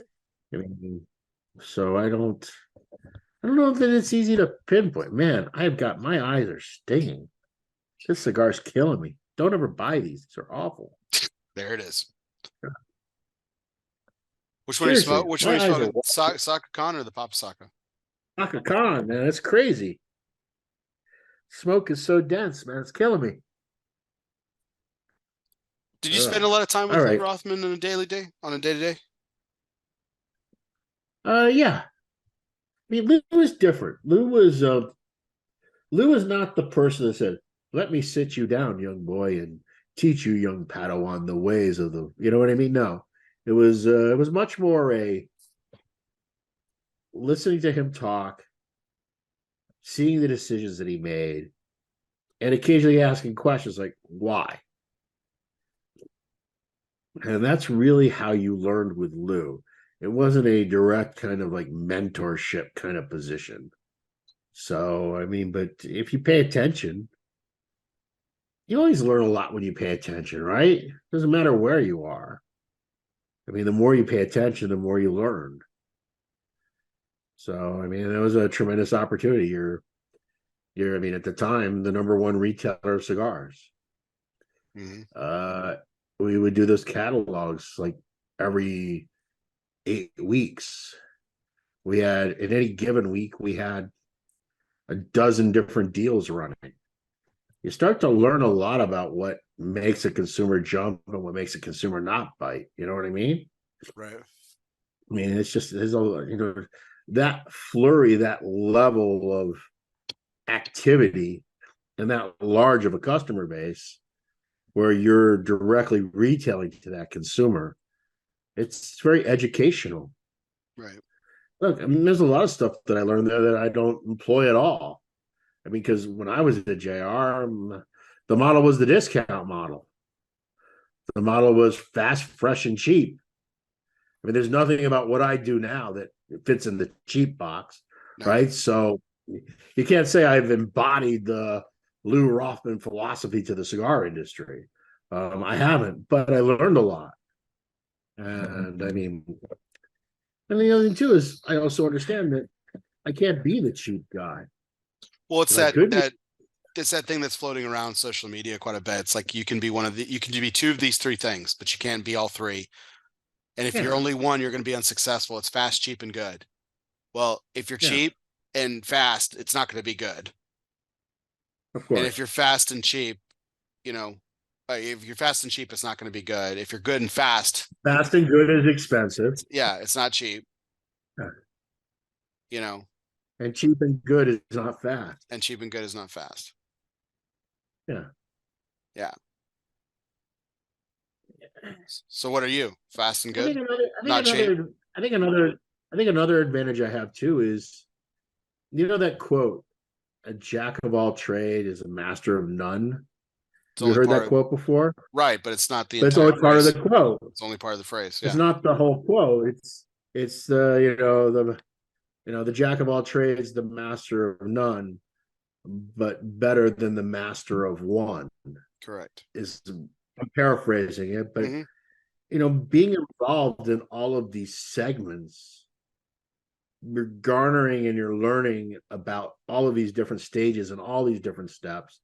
And that just makes you better able to provide a better quality product that's branded in a way that makes sense, that's packaged in a way that makes sense, that's distributed in a way that makes sense. I mean, there's a lot of things on the back end that the consumer never considers. Mm-hmm. But look, retailers are dealing with dozens of vendors. How that relationship is from business to business dramatically impacts what they put on their shelves. Yeah, absolutely. Okay. It's not just the cigar or the brand. It's what's it like dealing with that company for credits, debits, memos, invoices, packing lists. How's the email communication? How's it? What happens when I have to have an RMA and a return on subpar product? There's a lot of things that are totally behind the scenes that the consumer doesn't think about, doesn't care about. But I guarantee you, the people that are stocking the cigars on their shelves, they care an awful lot about. It's part of their daily grind of doing their business. And that's one of the things that for a lot of small companies, they have no experience with it all. They're completely OJTing all of that. You know what I mean? They think that, I'm going to make a cigar and I'm going to get a pretty band put on it. And bing, bam, boom, here I go, Mr. Retailer, please buy a cigar. But it's just not, it's simply not enough. Mm-hmm. No, I agree with that. So you talked about the relationship you had with Louis Rothman not being the traditional mentor-mentee relationship. What was the relationship with Jonathan Drew? Was it more of a partnership? Were you more of the mentor? Was there a bit of a More mentee on your side? combative. No, it was combat at all times. Combat. Yeah. Just like not agreeing on vision, or like what? It was just constant combat. Yeah, look, John's a very unique, special individual. What did you learn at your time at Drew? You said a lot of the factory and how that works and I operates. learned that I never want any partners in my future. Okay. Well, that dashes my hopes and dreams of ever becoming a partner at Dunbarton Tobacco and Trust, but You can become a buyer, cough up some cash. But yeah, no. Look, John is a really creative, passionate individual, but there's a point where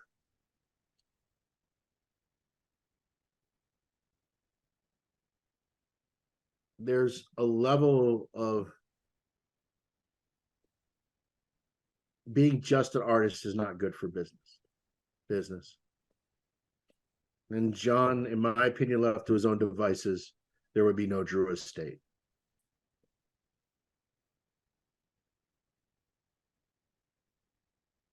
But isn't that part of his authenticity? And what John would say as a counter to that is that he absolutely realizes that. Mm-hmm. And that's why he's always brought in people to take care of those other things. And he would point to me as exhibit number one. And I would say that, yeah, I agree with that. Look,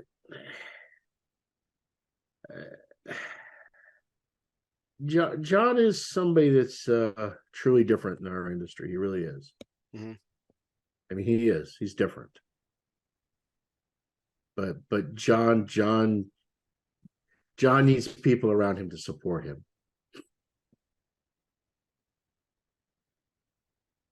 And that's his authentic self, right? But your authentic self is obviously different. Yeah, we're just different people. Just different people. Yeah. Okay. Neither look, John's the one with the $100 million plus company. I'm the one that's the guy cleaning the bathroom still. So there you go. Just give it time, Steve. Just give it time.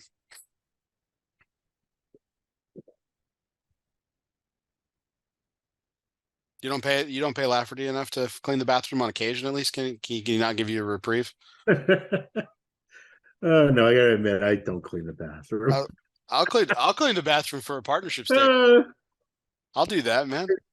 Yeah, I have to admit, I don't clean and I don't And the one thing I'm guilty of, everybody else the company does that I don't do is I don't help them unload the container. I've seen that tractor you roll around on your property, man. I'd fucking mow your lawn. I'd do that shit.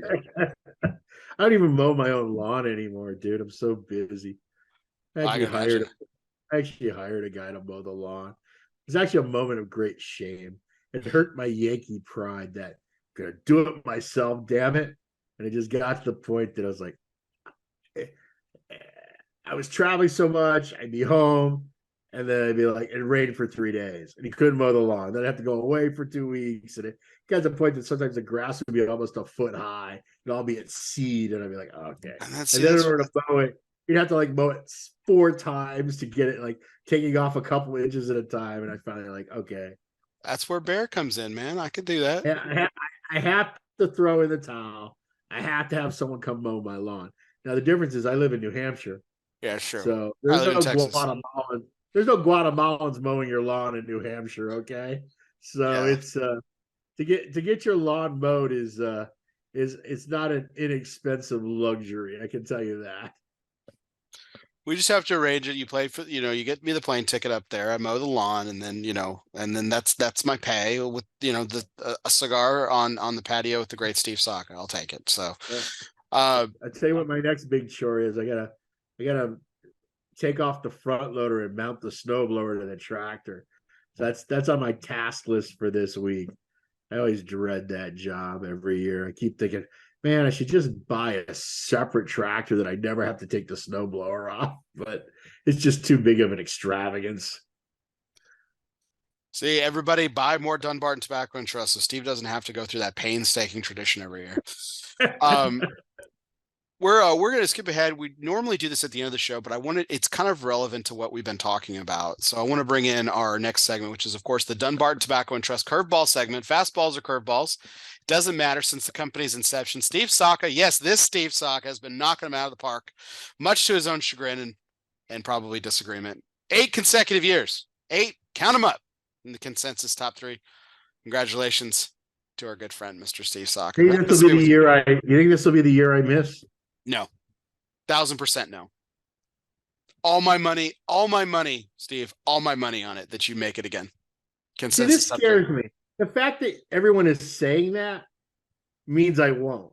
That's the problem. Because humans are contrarians.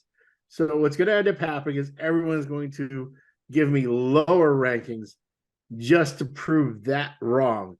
And I want everybody out there to understand that has not come from my mouth. That has come from their mouths. Okay. This whole that I'm going to do so well yet again. That is not me. Safest bet in the world, man. I'm good with it. I'll die. I'll die on that hill. I'm good to go.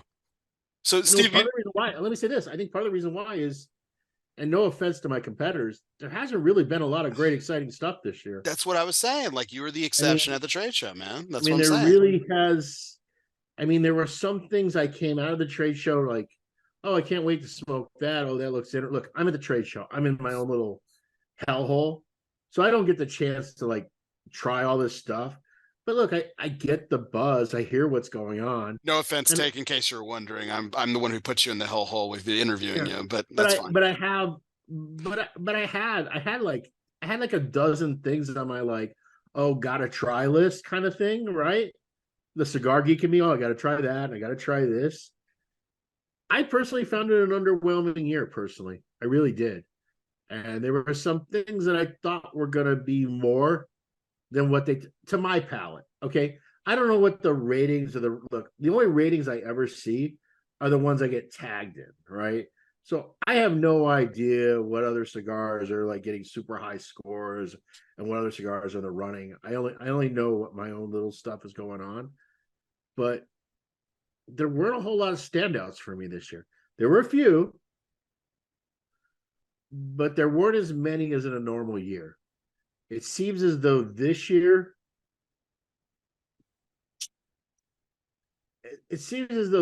I don't even know that you need a top 25 or a top 30. I think you could pretty much do a top 10 and you would cover all the high points of the year. Well, that's why my time frame goes back. so that I don't have to deal with that. And I do have top 10. So I mean, I at this point in my brand, I don't know if I'll ever go to a top 25. It just doesn't. I don't think if it ever makes sense. So Yeah, but um, you don't have the same need to satisfy as many advertisers. yeah, but you know, you advertise with me, Steven. You haven't made every single one of my top 10s. You've made two, in 6 years. Yeah, but look, I don't I don't mean it in that way. I mean it that what I advertise with everybody, right? The only people I don't advertise with currently is Cigar Aficionado, and I don't advertise with Cigar Journal.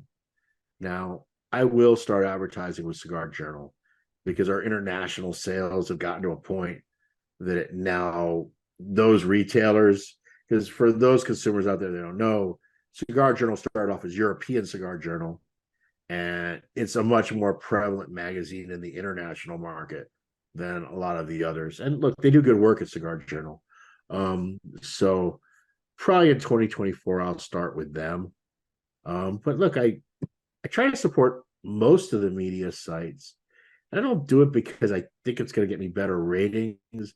I don't do it because I think it actually generates more sales. I do it because I just think that the more discussion there is about cigars, the more reviews there are of cigars, the more YouTubes there are of cigars. I think it's just generally good for the whole industry. Mm-hmm. And I think if it's good for the industry, I think ultimately it's good for Dunbarton because I happen to think we have one of the best products in the market. So therefore, if the industry does well, we as a byproduct will do well with it also, right? Right. So that's kind of the way I look at it, more than anything else. But I don't think that there's a direct quid pro quo. And as someone who has a very poor relationship with my friends, the cigar aficionado, I can even say in my heart, I do not believe that advertising determines the number one, number two, number three cigar. I don't. I there's plenty of people that have given cigar aficionado gobs of money over the years, and they never ever got a top scoring cigar.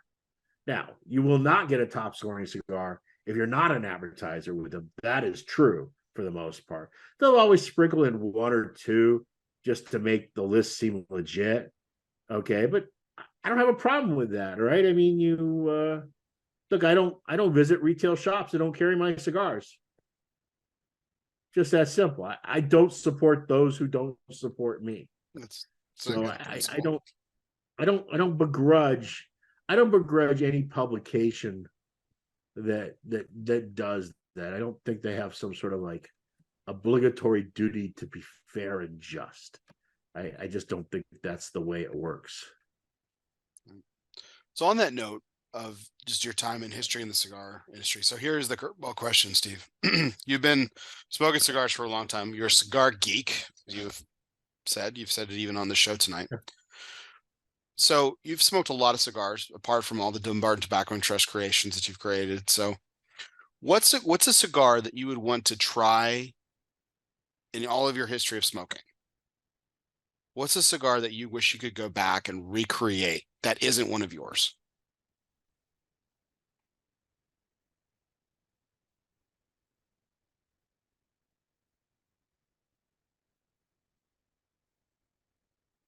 Gosh, it's a tough question because I feel like I've done a lot of them already.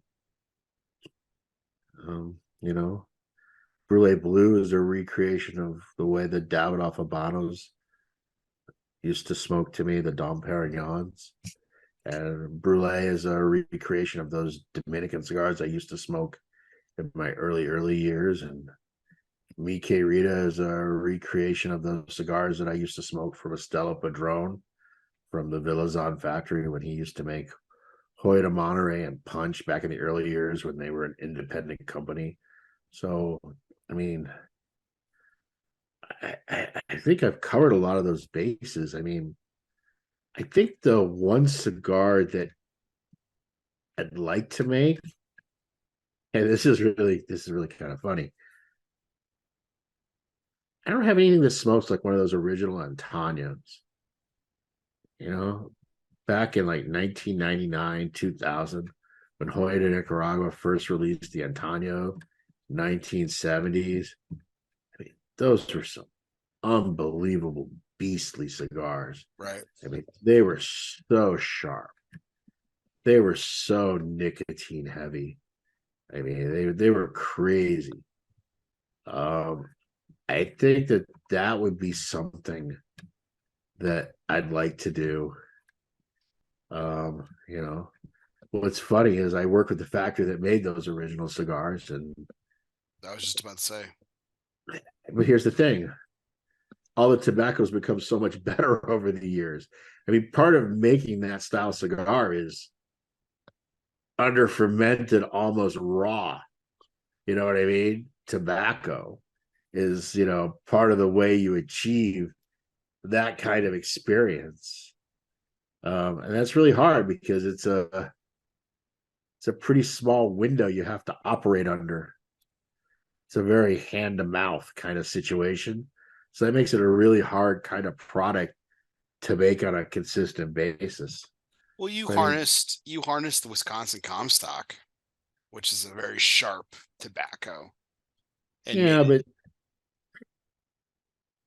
but it's still not the same, man. That just unbridled rough Nicaraguan. I mean, nobody. I mean, look, Pepin and Tatuaje make some of the best in the genre today, but it's still not as raw as those cigars were. In the late '90s. I mean, those were some really raw Nicaraguan cigars. Gotcha. I mean, what else? Look, I never can recreate anything that's Cuban without Cuban tobacco.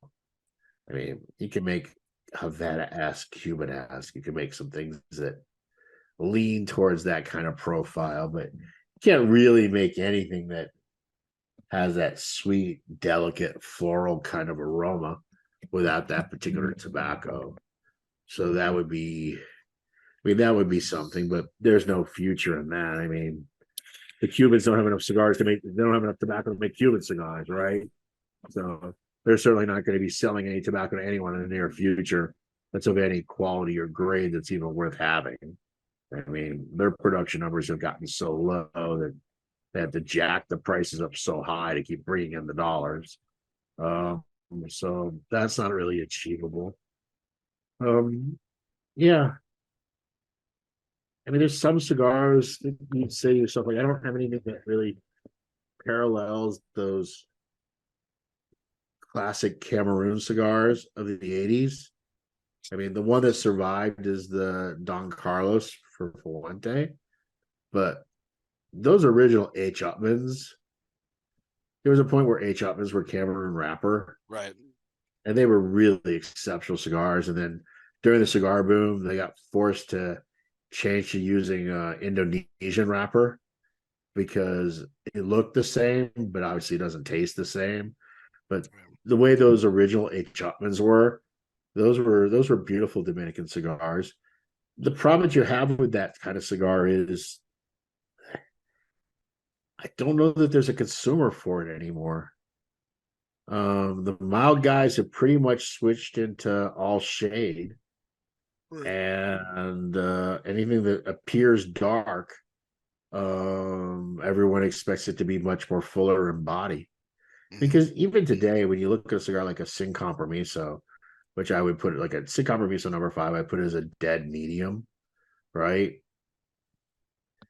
That's a way stronger cigar than like 98% of cigars that were released in 1993 and 1994. You know what I mean? The level of just amplitude on the products that we make today is so much higher than what it was some 25 years ago, 30 years ago. It's just the American consumers' tastes have dramatically shifted into much heavier, fuller, more robust flavor styles. And we're seeing that same shift in the international markets too, you know? So everything is trending towards a much more lively, robust type of smoking experience. than it ever was in the past. It's very. It's one of the reasons why I find it'll be interesting to see what happens with Sobremesa Wagashi in the long run. I mean, right now it's getting rave reviews, but it's new, right? Does Sobremesa Wagashi find an audience that will allow it to grow 2, 3, 4, 5, 7 years into the future? It'll be interesting to see. Is it milder? We got that question earlier. Is it milder than the regular brulee and the brulee blue? I think it is. It's definitely milder than blue. I personally find it milder than regular brulee, and part of it has to do with the trunk press. The trunk press ends up slowing down the combustion, and when you slow the combustion down, you almost always end up with a bit more delicate, milder smoke. I mean, there is some spice to it, but most of it comes in like the back third of the cigar. I mean, the front end of it's very it's a very mild, creamy kind of style cigar. It's named appropriately, so it'll be interesting to see how that ultimately fares. I mean, I've had some retailers that have smoked it, and they have compared it to the way they remember those Davidoffs from the mid 90s. Interesting. Saying, oh, this is very similar to those Connecticut shade Davidoffs from the original classic series. But the thing is, the consumer today, when you smoke the classic Davidoff, this isn't meaning that it's worse or better or whichever, but they're different. There was no allure in that blend. And for a while there, I know it all shifted to a lot of allure. You know what I mean? It was a much different style tasting cigar than it was in 1993 and 94. So the brand's come a lot, definitely over time has changed. So, it'll be interesting to see, but yeah, other than that kind of raw Nicaraguan, yes, another thing I'd be interested in doing, but I don't know that it's commercially possible. It was something that I had originally intended on doing at Drew Estate, but they changed the project after I left it. I'd like to do something with Chigagre. I'd like to do something with that. What Chigagre is it's so as you know, almost all the tobacco we smoke is tabacum, right? Yeah. So there's another strain of smokable tobaccos, which is the Rustica, which Nico Rustica is what the name is that Drew Estate has.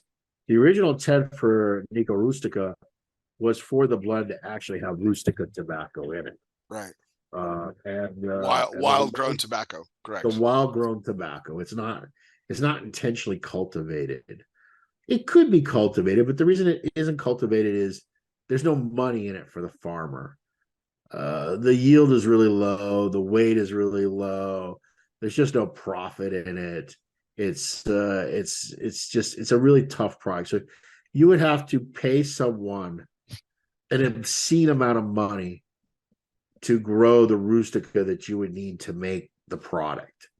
Okay. And also the way that Rustica, and getting back to the word I used before, Chigagre is the word that the Nicaraguans use for their Rustica. So every place has a different name for it. In Nicaragua, it's called Chigagre. So I would be really interested in doing a project centered around that. But even the curing method is different. It has to be sun cured. So there's no barns involved in Chigagre. To do it the traditional, natural way, it's literally put on a string and hung out. It's kind of like in a lean-to almost, right? And that's only if they can afford a lean-to. A lot of people just put it on strings and do it completely in the sun. So it's a much different tobacco. But I think that would make a really interesting project, which now, because I said it out loud on this program, some manufacturers are going to claim they do it. They're going to steal my idea and fuck them. But yes, I think it's... or a bunch of retailers are going to be calling you tomorrow and saying they want that cigar, either one. Yeah, I mean, look, I think it's an interesting project. You know what I mean? To make something like that. Right. Okay, well, that brings us into our next segment, which is our asylum moment. Refuge is more than just a physical place, it can be a state of mind. Some of life's greatest reflections can be found in our own personal asylum. Moments like these were made for asylum cigars. So light up an asylum and choose your refuge. Now, Steve, I've asked you this question. You've been kin to this segment for a couple of years now, so I'm changing it up. Normally, I ask for you to talk about a moment where it was just you and the cigar, but I kind of wanted to center it around a project specifically. And we talked earlier about the problems that you had with Krakatoa and how Yeah. difficult and the patience that when talk about the moment when you finally smoked it and you were like, here it is. This is it. Yeah, I think when I got there was when I stopped doing what I had been beating my head against the wall for 2+ years, and I started working with some tobaccos that I hadn't been working with before. And two different ingredients that I wasn't working with before. One of them was some Aganorsa grown Criollo. It's not an ingredient that I have used a lot of in the past. We had used some back in the Liga Privada days. I don't know if they still are, but I had used it then. So that was one ingredient. And the other ingredient was getting back to my much maligned Nicaraguan broadleaf. I started using some of that as filler tobacco. I think it was the combination of using these two different tobaccos that ended up kind of putting the project back on track. It kind of almost kind of stop doing what I was doing and just start fresh and start with something entirely different and start looking at other materials that I don't commonly look at. And I think that was the moment where, it all started to fall together. And not only did Krakatoa come out of that, but so did the Don Derma Golden Child blend come out of that. So I actually got two blends as a result of that. Mm, nice. Nice. All righty. Well, Steve, we're at the end of our show. We've got one final question, one final segment for you. It's a little bit of a fun one. We've had a great conversation tonight. Steve, I really appreciate it. Like you commented in the green room just before we got started. It's a late night. And Yeah, it's a late night. I don't have to go to work in the morning. Don't you have to go yes, to work in the morning? I do. There I do. you go. And it's so appreciated. Every time you agree to be on the show, Steve. And the fact that, the last few years you've done it on my birthday, which again, I know how much you love birthdays. But the fact that Love birthday. you still come and do this every year, every time I ask you to, it does not, it, it, it means so much to me. It does not mean, I don't take it for granted. And I want you to know that. And I really, All right, really, enough already. We got it. Go on. okay. What's the question, damn it? All right, so this is our Everybody Eats segment, which is always brought to you by Pastania Cigars. Everybody eats. It's all, if you always make sure that your servant's towel is bigger than your appetite, everybody will always get theirs. Pastania Cigars is more than just great cigars made by cool people. They embody an attitude of gratitude and grit. With Pastania, everybody eats. So, Christmas is coming up, Steve. Yes. So, here is my question about everybody eats. What is a dish that you like to make or share with other people? Your favorite dish that you like to make or share with other people?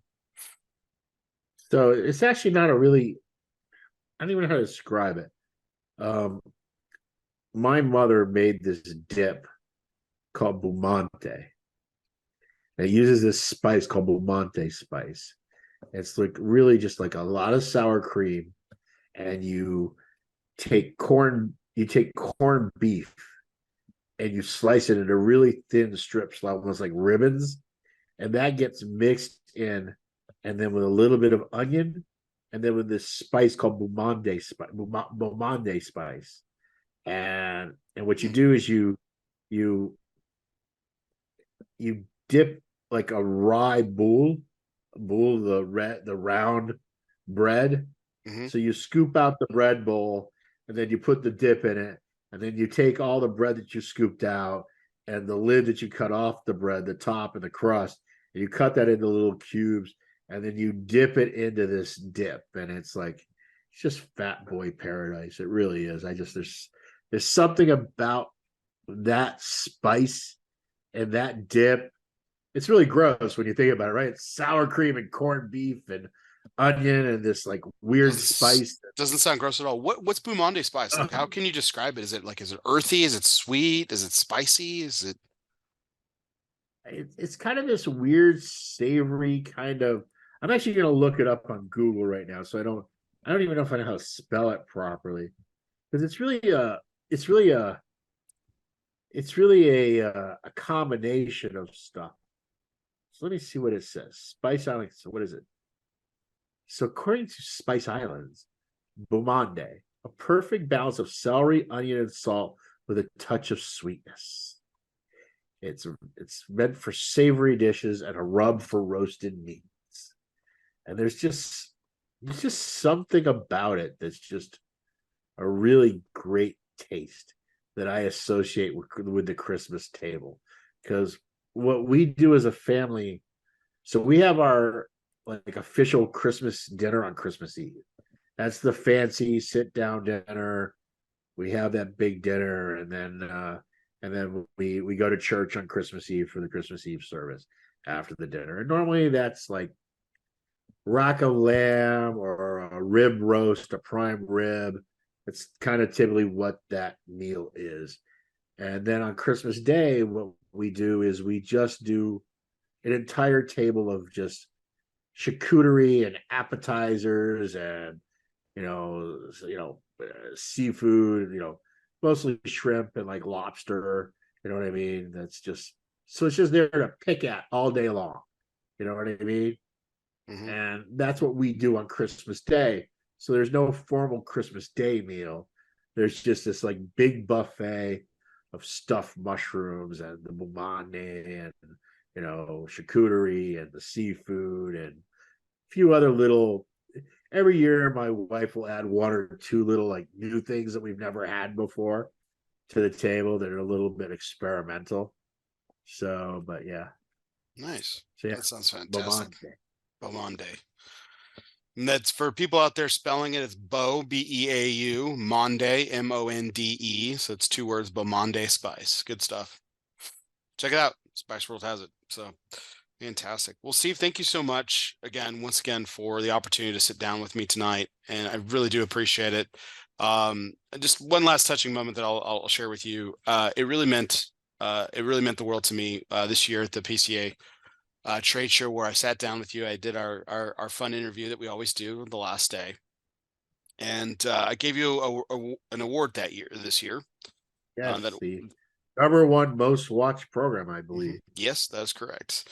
And it's always my favorite award to give. It really is, even above the number one cigar of the year, just because it demonstrates the support that I get from guests like you, but also from the viewership that you more bring. so from the viewers, right? What's that? No, it's more just it's the viewers, really. Mm-hmm. Yeah, no, absolutely. You're in a business of viewers. Mm-hmm. I am, and I could tell that you were very touched by it. And I mean, I was touched to give it, and I could tell you were very touched by it, and it was a very special moment for me. And I just want to thank you again. It's been a rough year. It's been a tough year.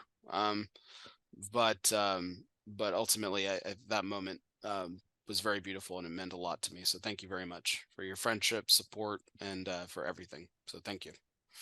No. So you just keep doing what you're doing, brother. Yeah.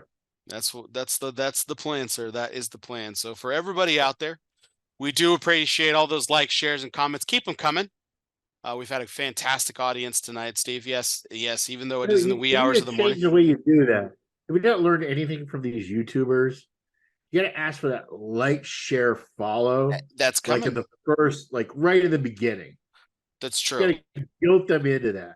Because wait to the end, the people that are still here, however many people are watching this, I don't even know, 10, 12, however many people there are, they already are fully bought in. Got to get up early on that like, share, follow thing. I'll change it up, Steve. We'll make that a New Year's resolution for you. That'll work. Start from the beginning. Please so, like, share, subscribe, yada yada yada. And on that note, please like, share, and subscribe everything. You can tune into our YouTube channel. Hit the subscribe button if you are a subscriber. We really appreciate that. If you are listening to us on podcasts, wherever you listen to podcasts, whether that be on Apple Podcasts, Spotify, Google Play, Podbean, or wherever you listen to podcasts, including iHeartRadio, be sure you download, subscribe, and review. Please leave me a review. Tell me how much I suck. I'm going to go with the Steve Saka approach here. Tell me how terrible I am. That'd be fucking great. The best. The absolute way worst. More comments asking for that. Yeah, the absolute worst. Tell me how terrible I am. If you are a subscriber, do me a favor, hit unsubscribe, but don't forget to hit resubscribe. That helps me that actually boosts my numbers and helps me get great guests like Steve whenever I want. And of course, you can always check our Facebook live broadcast every Sunday nights, 9:30 Central, 10:30 Eastern to Steve's chagrin as well. And we've got our calendar of upcoming guests. We've got some great guests on the horizon, so definitely going to be having some fantastic shows. So it is without further ado that we will conclude tonight's show, and we thank everyone, including Steve, for being a part of it. So one more time, live from the Alec Bradley Lone Star Studios of Azle, Texas, I'm your host, Barry Duplessis, as always. He's Steve Saka, everybody, and guess what? We'll see you next time.